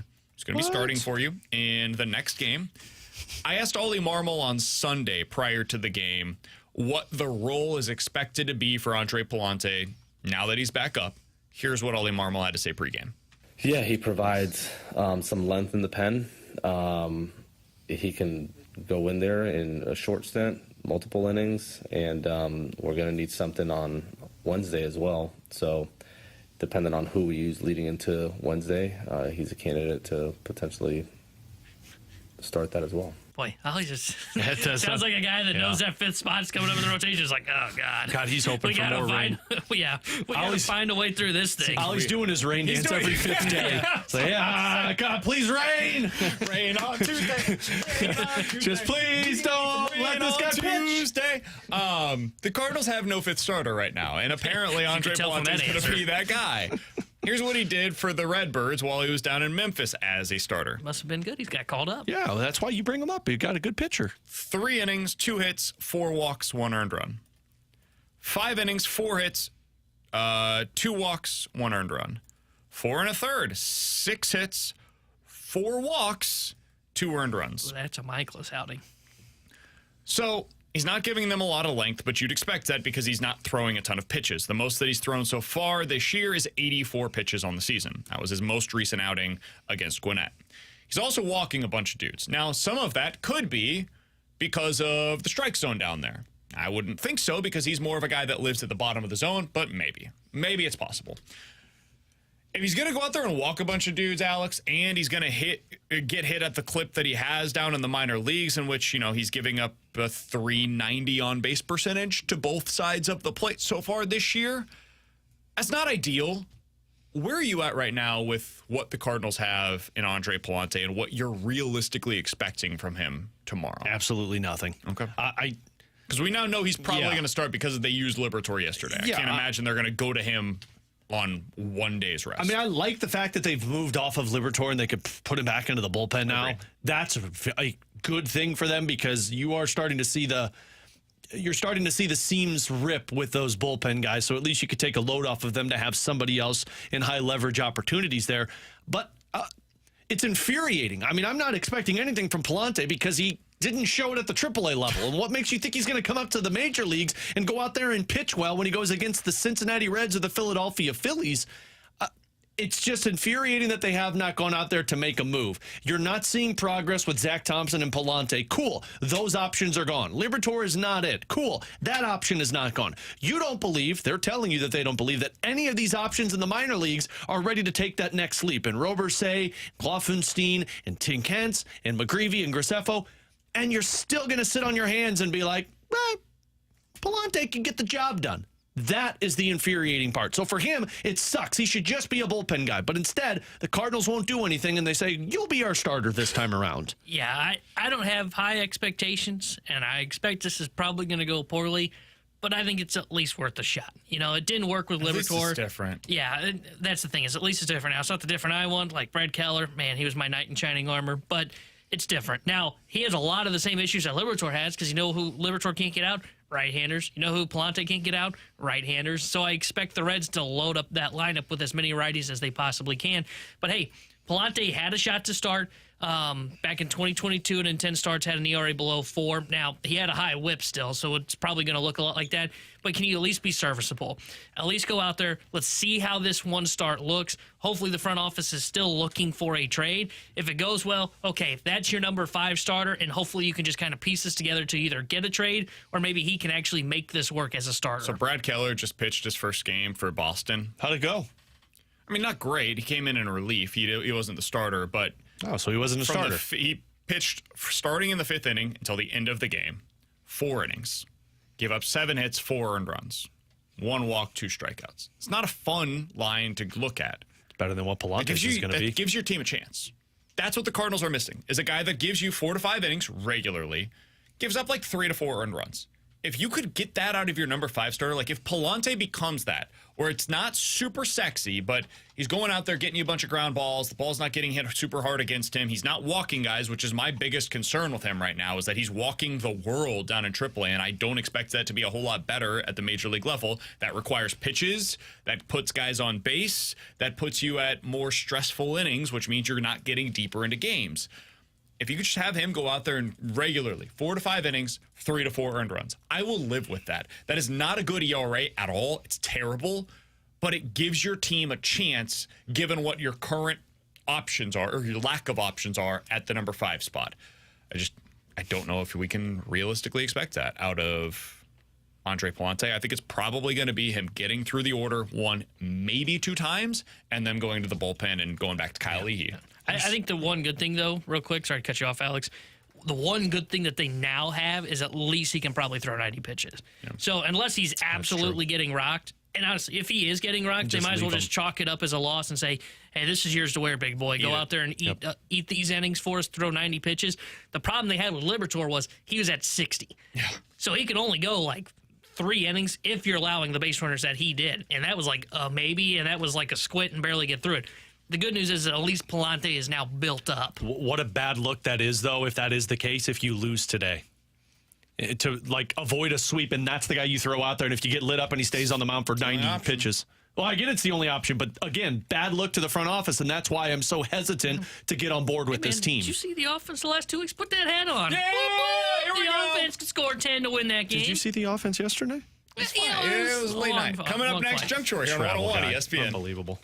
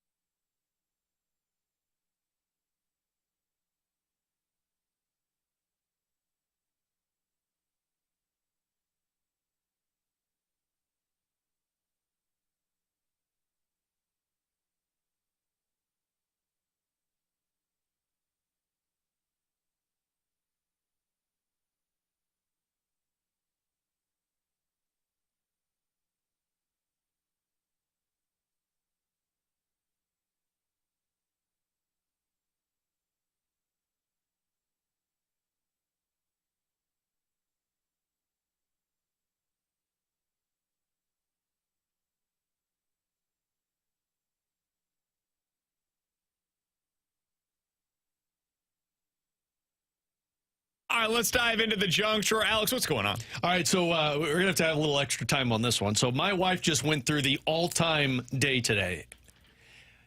So I get a phone call about 11:30 when we're in the middle of a segment, and I pulled up the voicemail, and it like puts it out in script for you. And and the voicemail, I'll read it to you verbatim, said this: "Hey, it's me. I'm calling from the neighbor's phone. I'm locked out of the house with Adelaide, and right now 911's on their way to get to the house because Emma's inside with the dogs. Okay, bye." That came to me in the middle of a segment. So I get off. Now I see why you were a little distracted. Yeah, just on that does one. not say anything about whether or not she's okay. Yeah, no, it just says, "I'm out of the house. 911's on their way. Emma's inside with the dogs. Bye." Like, what the bleep just happened? So I got off the air. I called her, and it's the neighbor that picks up. And the neighbor's like, "Here's your wife." I'm talking to her. She's like, "Hey, I can't really talk. The police are here, but Emma's fine. I'm looking at her. They're trying to figure out how to get inside. They've got an axe." What? Why do they have an axe? Why do they have an axe? Why is she inside? Why are you outside? Okay, so then I get radio silence until just now. So welcome to my world. So this is what happened. And I mean, it is an all-timer. So our little dog, Penny, she got like dog Alzheimer's. She's blind. She doesn't know where the hell she is. So she goes out to the backyard to go to the bathroom. And if you don't let her in right away, she'll just roam. And so she gets to the front yard. So the girls were eating lunch, and Katie went out in the backyard to find the dog. My oldest, Adelaide, typically when somebody goes outside, she's like, "Well, I want to go outside." So she went and followed Katie. Sure. And there's a rule in our house: if the door's open, shut the damn door. Smart. So Adelaide shut the door. Great rule. So my wife, Adelaide, are outside getting the dog. My littlest, Emma, is sitting there eating, and she's like, "Well, this is fun." So she got out of her seat, went, and locked the screen door. And like it's a little switch on it that you just pop down. And so Katie's like, "Okay, what the hell do I do?" Typically, you can negotiate with the terrorists and sit by the door and be like, "Hey, honey, push the thing up." No, that wasn't happening. So she and our oldest dog is like, he's weird about little kids, and so we're like panicking. So she has to go to the neighbor's house, calls the police. They come over. They get the door open. They had to break our door frame on a garage door to get the deadbolt unlocked. And so then Katie gets inside, and then she tells me when she was inside, apparently our air conditioning guy got there. Classic Air Care, by the way, shout out. They got there. The police were still there. The fire department was there. And my daughter, Emma, who was locked inside with the dog, had taken her diaper off that was filled with poop and was running around the house laughing and giggling. So Katie, by the way, Katie, who is 7 months pregnant right now, was locked out of the house. And then she gets in the house. The police are there. The fire department's there. The air conditioning people are there. My daughter is there, and she is running around with poop in her diaper around my house. Other than that, though. Other than that, I said It's been a great day so far. I said you should probably go lay down so you don't go into labor after all of that. Apparently, and obviously I was so small I do not remember this, but apparently whenever I was a child, my mom went into labor with my little sister. My grandma was out to watch me while my mom was scheduled to deliver, and I did the same thing. This was in January, and it was snowing in Kansas City. Yeah, I'd be panicking more there. My grandmother at the time was like 55, 60 years old. And so she is outside, again, in the snow, and she's like trying to go to all of the different windows to get me to open up the door, and I wouldn't do it. And about 45 minutes later, finally, I eventually opened up the door. I was in a lot of trouble, to say the least. I would say so. So that is somehow worse than this, but yours is amazing. Oh, my God. It all started from a dog that just was roaming in our backyard. So she said... Having to call 911 to tear down a door is an all-time. Well, because her phone was still inside. There's an axe. Yeah, I know. She's like, there's an axe I have to go, because her phone was inside. And so, yeah, we do not have a garage door keypad. We don't have like a keypad to get in, and Katie's keys were in the house. Need one. Well, now we're getting one for our door frame, but she said that she was trying to negotiate with Emma, like, "Hey, push the little knob up so you can unlock the screen door for mommy." And she said Emma would just laugh at her and then pushed it down farther. And then she just ran chaos through the entire house. So that's tremendous. Yeah. So that was a fun day. It all started with a phone call that said, "Hey, I'm locked out of the house. Emma's inside with the dog. Okay, bye." I bet you can't wait to go home. No. I mean, if nothing else, it'll be funny. Yeah. We got some fun it was stories a great we'll story share. out of it, that's for sure. He's Alex, that's T-Bone, I'm BK. His wife's a Saint. Coming up next, What's up with the Cardinals defense right now? Is it a concern? We'll talk about it here on 101 ESPN.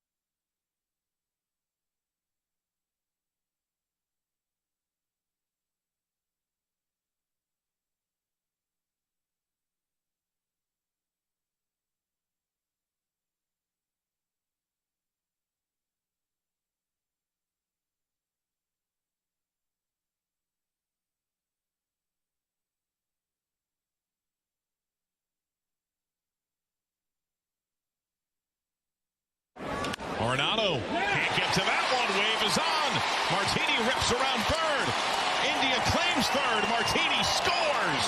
And a clapping Will Benson congratulated by Cowgill at first. He has the Reds ahead 2-1. Alongside Alex and T-Bone on BK, that's how the Reds scored a run there yesterday. Unfortunately for the Cardinals, it was their 12th consecutive game, Alex, with an error. Now, the defense, I think it's fair to say, has been much better this season. If you're just looking at the errors to suggest, hey, the defense is clearly not, it's still a problem, I don't feel that way at all. I think their defense has, generally speaking, been much better this year than it was last year. That being said, the errors are starting to pile up. And the unearned runs are starting to pile up as well for this pitching staff that are coming as a result of these errors. Alex, T-Bone, text line at 314-399-9646. I am curious, how worried are you about the errors that have started to pile up? 12 consecutive games now for the Cardinals. I think they said on the broadcast the other day it's like the most that they've had in 100 years in terms of consecutive games with an error. How are you feeling about this right now, Alex? I mean, it's concerning because that's what we were talking about at the beginning of the season. It's like what was keeping their head above water was how good they were in the field, and you were thinking, well, if their defense can stay this elite, then you could figure out the offense. This is what I meant like a month ago when I said it always feels like it's something with the Cardinals. When one piece of the boat breaks, then the others start to fall. And then when one gets fixed, it goes back and forth, and it's like the errors that are taking place right now, they're just odd ones. It's happening with Nolan Arenado, and I'm curious, like how many of them are coming at one position? It feels like a lot of them have been with Nolan Arenado. I don't think it's going to cost this team an opportunity to make it to the playoffs because of their defense, because it does feel like it's kind of a one-and-done situation, and it puts them behind the eight ball if your offense picks up great. But it's a little odd that it's just all of a sudden after your offense starts going, your defense takes a massive step the other direction. It is weird. Yeah, I'm not super concerned, but it is really starting to get my attention. Like, we did the scale of 1 to 10 with the relievers, and I was at a 3 on that. I'm probably at a 5 with the defense because this is the kind of pitching staff that needs all the help it can get with the defense. Though they aren't as heavy on the pitch to contact as they were back in, like, 2021, where it was, hey, if we bring in a Lester and a Happ, we're going to pitch to contact, throw strikes, our defense is really going to help those guys. They're not that heavy and reliant on contact. But these guys do need help. You know, Gibson, Lynn, Michaelis especially, those guys need help and cannot be giving extra opportunities to teams. I saw this today because I was curious, okay, how much of this is actually hurting them? You know, an error's not bad unless it leads to a run. Well, in their last 9 games, 10 runs are unearned because of an error that either extends the inning or at least puts one guy on that ends up coming around to score. So that's an alarming trend for the Cardinals. The pitching staff as a whole has held up fairly well, but they just cannot continue to be giving teams extra opportunities to put up runs on the board, especially against a Lynn, a Gibson, or a Michaelis, or hell, their fifth, whoever the hell the 5th starter is. But I'm not overly concerned, but I would certainly say I'm at a 5 right now on a scale of 1 to 10. Yeah, I'm at probably a 4 right now. I just think they have good defenders, and eventually that's going to be fine. It is strange, though, because a lot of them are like, they seem to be almost focus errors for the most part, where you're not seeing a playthrough. We mentioned this probably a week ago now, where Nolan Gorman just had a few like just strange plays at second base, where he fell asleep at second when a guy was getting ready to be tagged out. Great throw into second, just got to tag him out, and it felt like he took too long to get down with the tag. Another where he just like doesn't see a ball into his glove. Arenado the other day with one play that he didn't make. I feel like Goldie, his range isn't as good as it was in previous seasons at first base this year, and I think that's where some of these are coming from, where he feels as though he can get to a ball, and then for whatever reason, he's just not there in time, and then it results in an error. Yesterday was, according to the broadcast, the first time both Goldie and Arenado have recorded an error in the same game as Cardinals. So it's just weird stuff that's popping up here and there. I can't explain it. I do think that it is something that just one of those things with baseball where it just happens to have taken place over the course of 12 games consecutively. Like if instead of having 12 consecutive games with an error, it was in 12 of the last 15 games the Cardinals have recorded an error and it was like 4 straight, we probably wouldn't be talking about it the same way. But it's the streak that feels weird because it never happens that many in a row, and it is the 10 runs, as T-Bone said, that have been scored with unearned. That are unearned runs, that really hurts you. This is a pitching staff that just can't make up for that, honestly. So they've got to improve. They've got to get this taken care of, and they've got to clear it up a little bit. So I just looked at it. The impressive part is not one error has come from the outfield. It's all been your infield. You had 2 on your catcher, and both were Pajes, and you had 1 on your pitcher. So it's all been in. Gorman only had 1 of them. It's been Wynn with 2 of them. It's been Arenado with 4 of them. And then Arenado has 4 errors. Arenado has 4 of them, and then Goldschmidt's got 2 of them. Good thing his bat's not impacting, his defense. Well, he's selling out for power, right? Well, no, hopefully not, because the power is not there at all. Alex, you mentioned over the weekend, Sunday Night Baseball, Alec Burleson mic'd up for the ESPN broadcast, and he sent us a text right afterwards and said, man, I love Alec Burleson. Want to play this for you, and hopefully for anybody that missed the broadcast, you'll understand why Alex sent that text. How about the DoorDash gig you had during the pandemic? Dude, where are you guys pulling this stuff from? This is crazy. How about the DoorDash gig? Where are you guys pulling this from? We got more. We got a lot more. You guys got me flustered right now. Holy cow. But the last one we were going to ask you, too, is about biscuits. What is biscuits? Yeah, that's a nickname I got.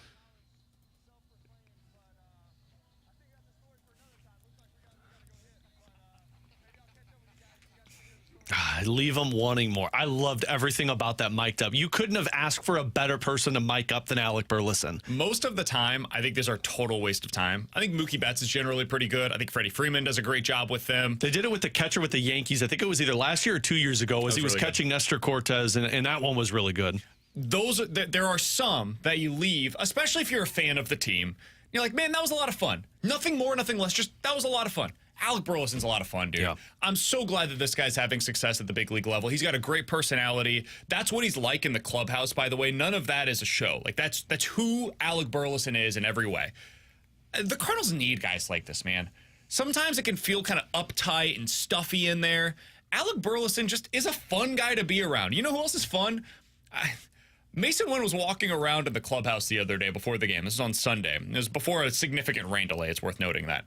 He just got a Fitz's root beer that he's just walking around the clubhouse with. Again, he's getting ready to play a professional baseball game. He's got a Fitz's root beer that he's drinking. This is like 3 hours before the scheduled start time.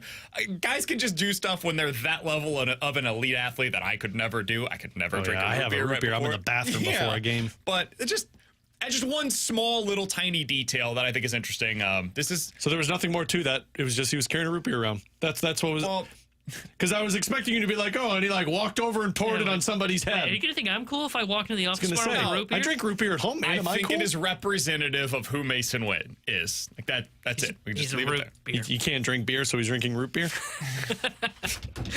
Just trying to find. He doesn't have a lot of cares. All right. I'm just trying to figure out what was fun about that. Okay. You have another example, or nope, that's all I got. Arenado had to be upset he had root beer. Oh yeah, you had to have been angry that he was drinking a root beer before a game. That's probably what he doesn't like about the young guys, that they're drinking all the root beer. I was expecting that he had like a cup of ice cream at his locker, and he walked over and he made himself a root beer float. I thought maybe he was talking. Listen, it was a bad story. I apologize. Just tell me he found $1 at the end of it, and I'm in. And then he went over to his locker, sat down, and got ready for the game. It's a terrible story. I know, man. Like when I'm gonna get home. Alec Burleson is a personality this team's been missing. Alex loves him. That's all I wanted to get to. NFL Quick Hitters is next here on 101 ESPN.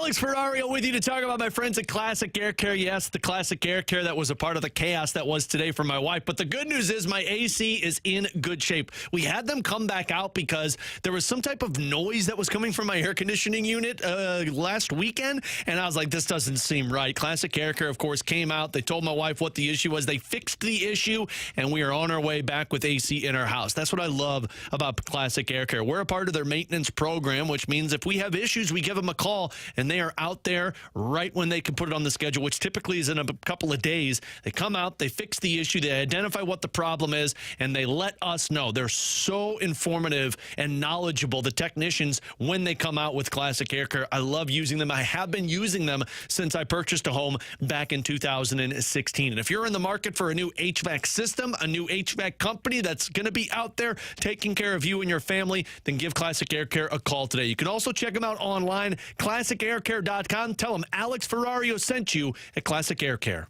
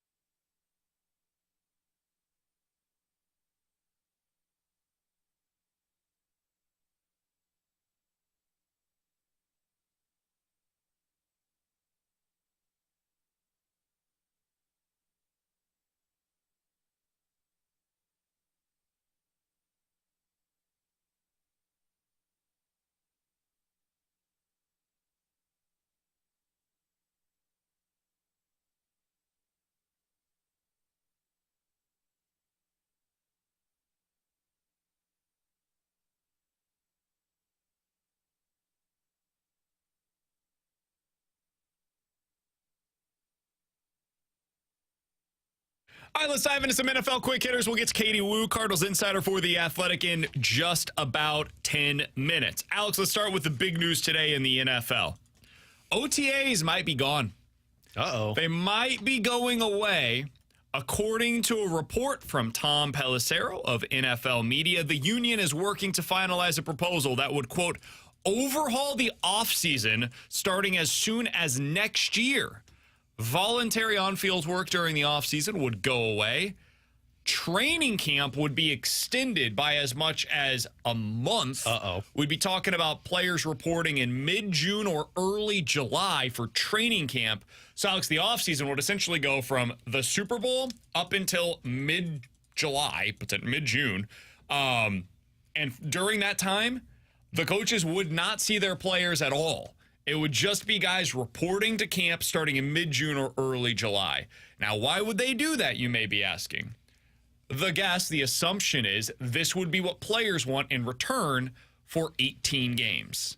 Alex, what do you think about this potential change for the NFL? Getting rid of OTAs, adding more time for training camp as the ramp up. I mean, it doesn't really impact me that much, but I have a feeling the players are going to despise it. 2-month training camp that everybody has to be at in the heat for a lot of those teams, that is, I think you're going to see a lot of complaining. It makes sense if you're extending the season to 18 weeks that you have to eliminate that so you can have a longer offseason. I also wonder how much this is going to impact the on-field product if you're not getting to see them earlier in the offseason, so you don't know what's going on, and then you hit a 2-month training camp and injuries take place, and then the regular season is messed up. Why? Yeah, I don't know, dude. I don't get this at all. If you're going to negotiate, if you're a player, why? Exactly. Oh, yeah. These are optional. I would never do that. You can negotiate in your contracts to not have any bonuses to go to the workouts or like get them down to like $100,000. And if you're a player that makes significant money, cool. Take the $100,000 out, whatever. That's fine. I'll miss out on that and I'll work out on my own for 3 months, and then I'll be ready to go come early August for training camp. I don't understand why players would agree to this. Coaches don't want this. Players don't want this. The only people that are like, you're really going to trade that? Okay, yeah, let's do that. The only people that want this trade is owners. That's it. Because they don't care. Sure, show up in May, show up in June, show up in July, show up in... We don't care. We get in that 18th game.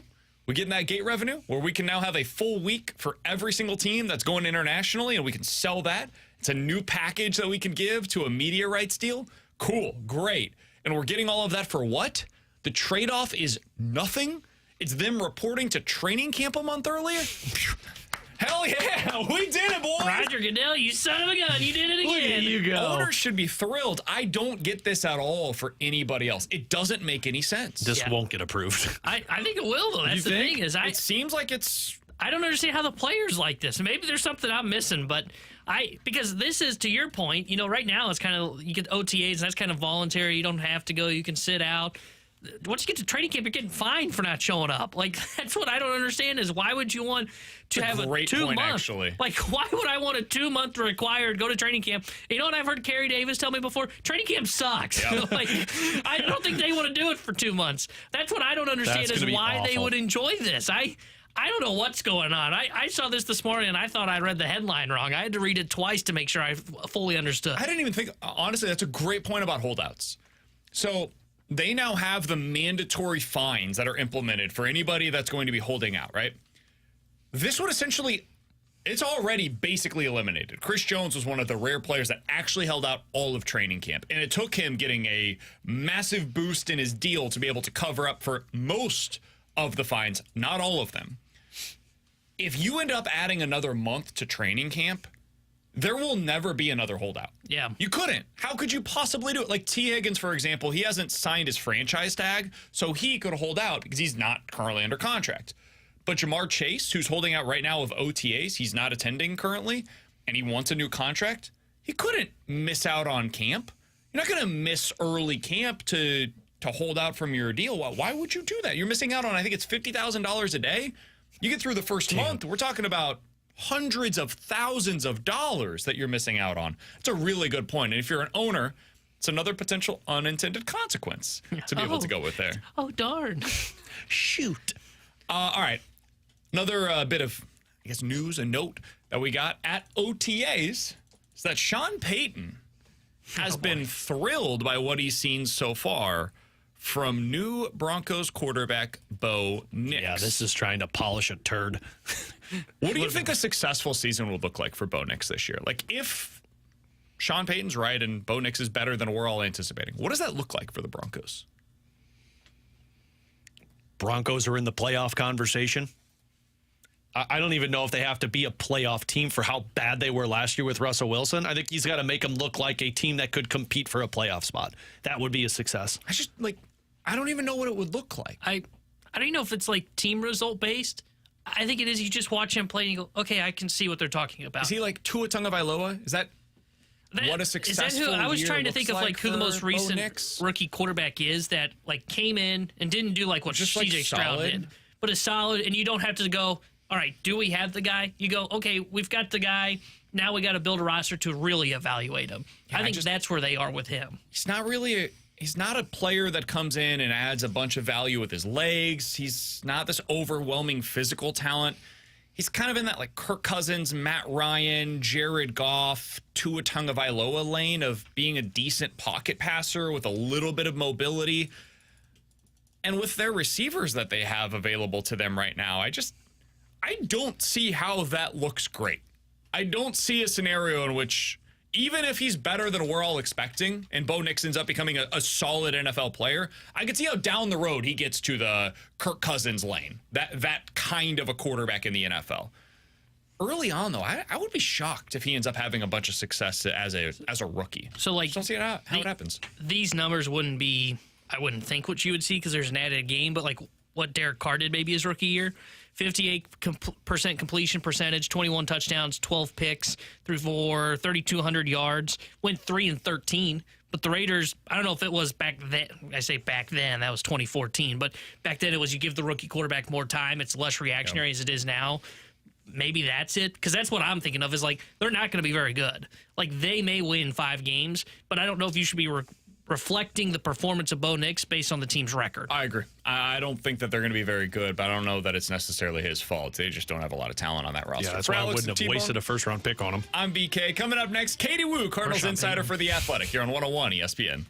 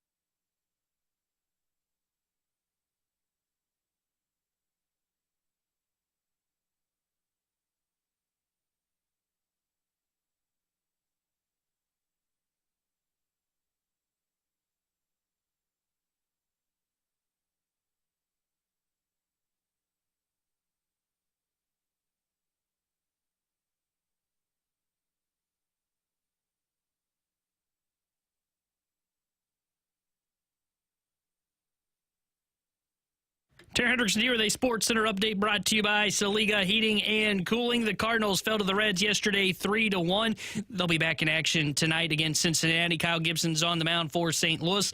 5:40 will be first pitch. The Sports Update is brought to you by Saliga Heating and Cooling, independent heating and air conditioning dealer.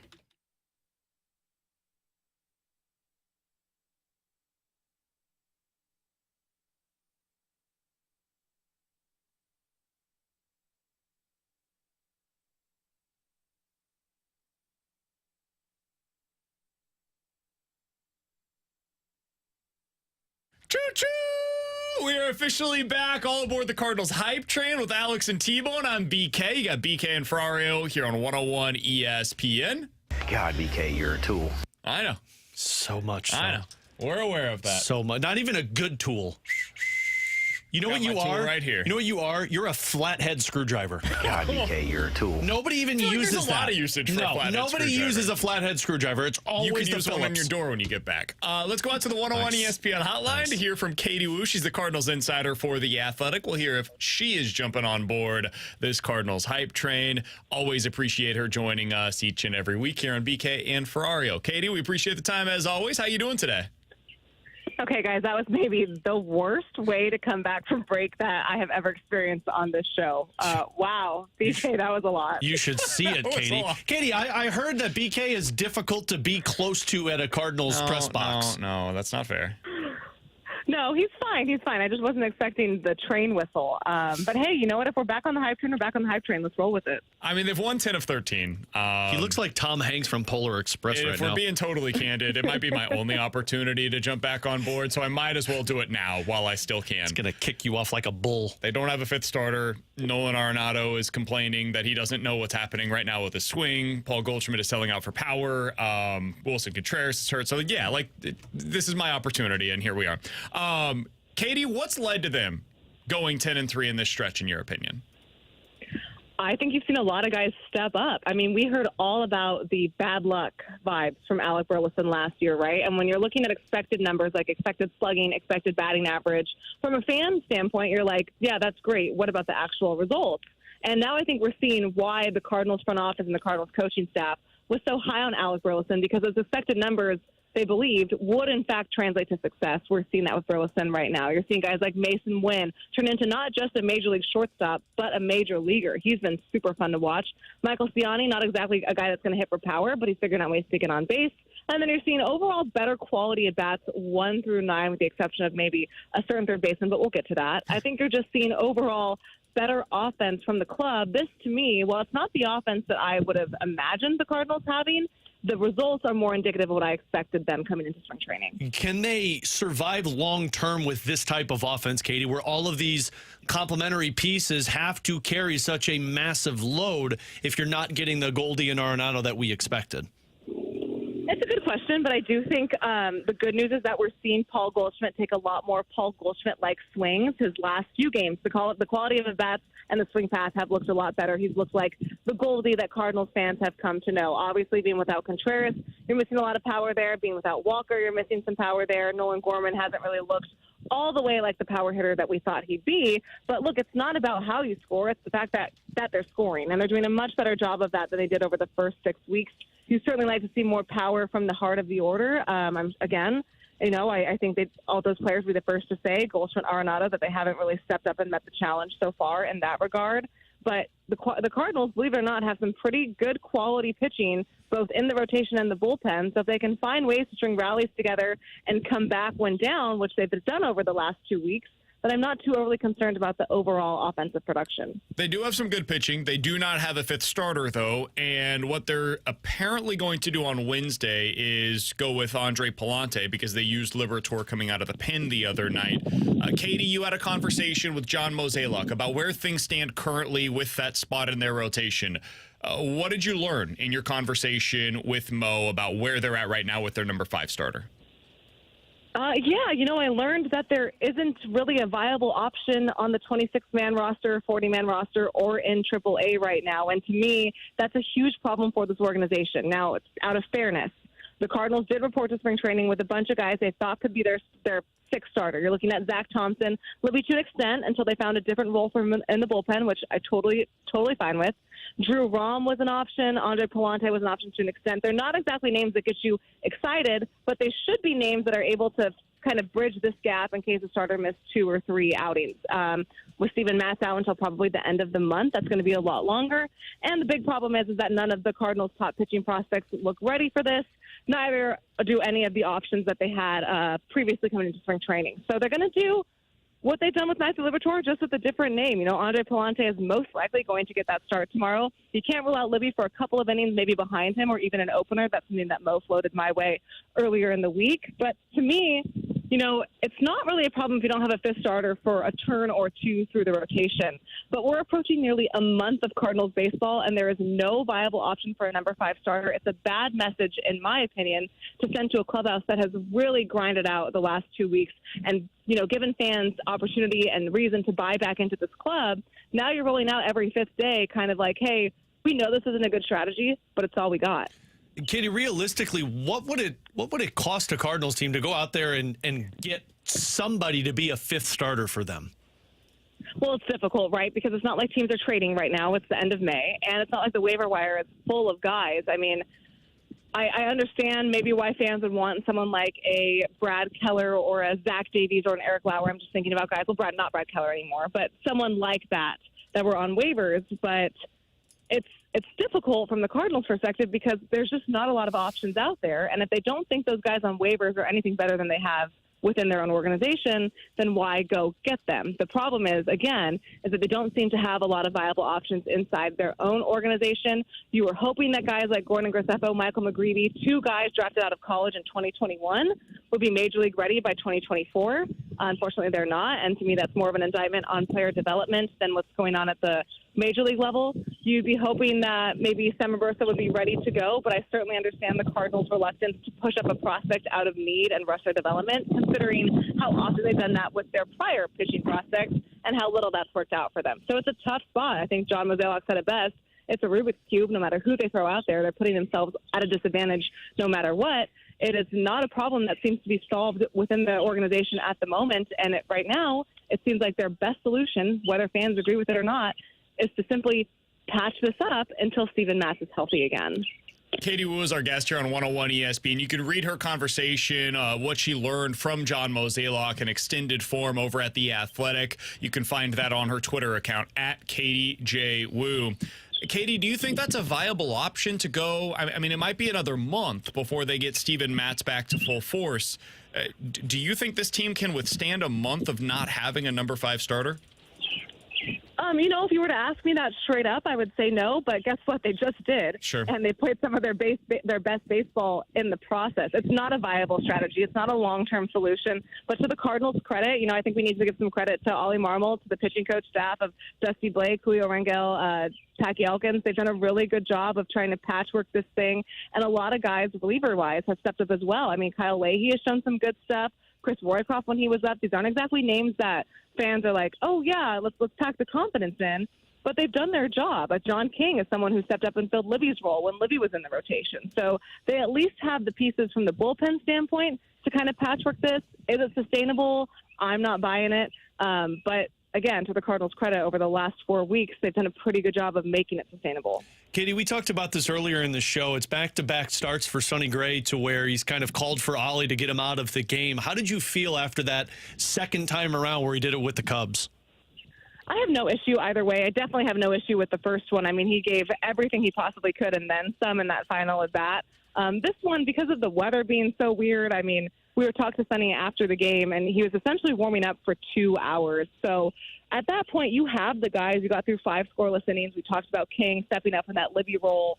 You have the big 3 in Andrew Kittredge, JoJo Romero, Ryan Helsley. Look, I know they weren't the sharpest against the Cubs, but that's going to happen. They're not perfect. They still did their job. So I had no issues with Sonny Gray saying, hey, you know what, if you want to take me out, that's your call. The difference between the most recent one and the first one is that the first one, it was his call. The second one, he let Ollie make the decision. Those two have a really solid relationship. So I think if Sonny, who's been in this league a very long time, if he's willing to put the chance into Ollie Marmol's hands and Ollie decides to go, for the bullpen, I don't really have an issue with that. All right, Katie, final question that I've got for you here. Both of these players are currently hitting 300. Mason Wynn and Alec Burleson. Mason Wynn exactly at 300, Alec Burleson at 308 so far on the season.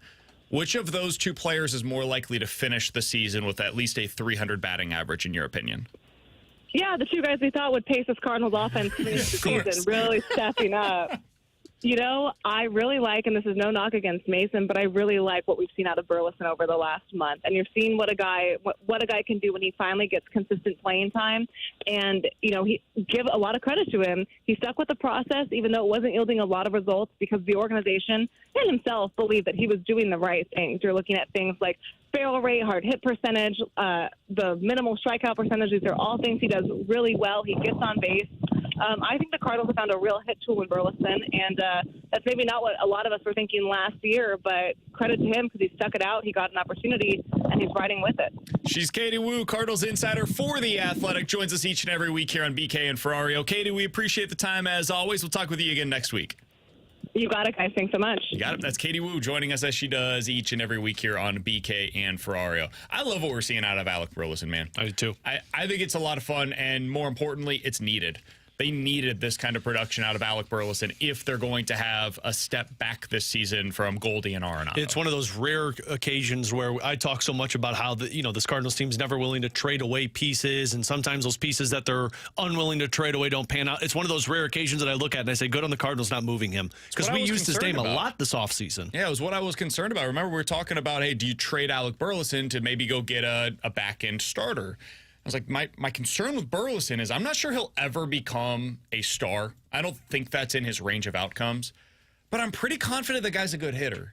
And if he ends up going elsewhere and does, can you imagine if he went elsewhere and did for somebody else what he's doing right now for you? Oh, my God. We would have never let them live that down.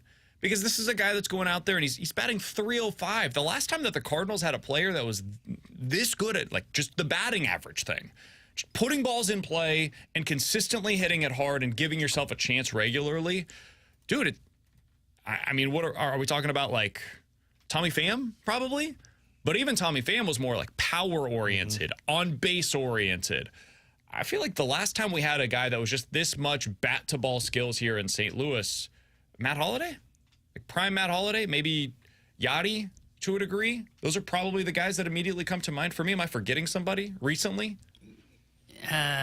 Maybe did Alan Craig have a little of that to him? Yeah, I mean that's going back to like that's further. When I think Holliday, I think more power oriented too, like Pham. You know, because he hit 30 home runs. Sure. I mean, I've comped him to Matt Adams, and Matt Adams was all about the power. Adams is probably the closest comp that we've got but that's going back like 10 years now. So in the last 10 years, you just really haven't had this kind of a hitter, and it's what they've been missing. So it's good to have that guy back into the lineup. Cardinals 10-3 in their last 13 games. I'm back on board. Alex and T-Bone are at least dipping their toes in the water right now. Want to hear from you guys as well. 314-399-9646 is the Air Comfort Service text line. We'll wrap up our thoughts from the 2-1 weekend for the Cardinals and where things stand for them coming up next year on the BK and Ferrario Rewind.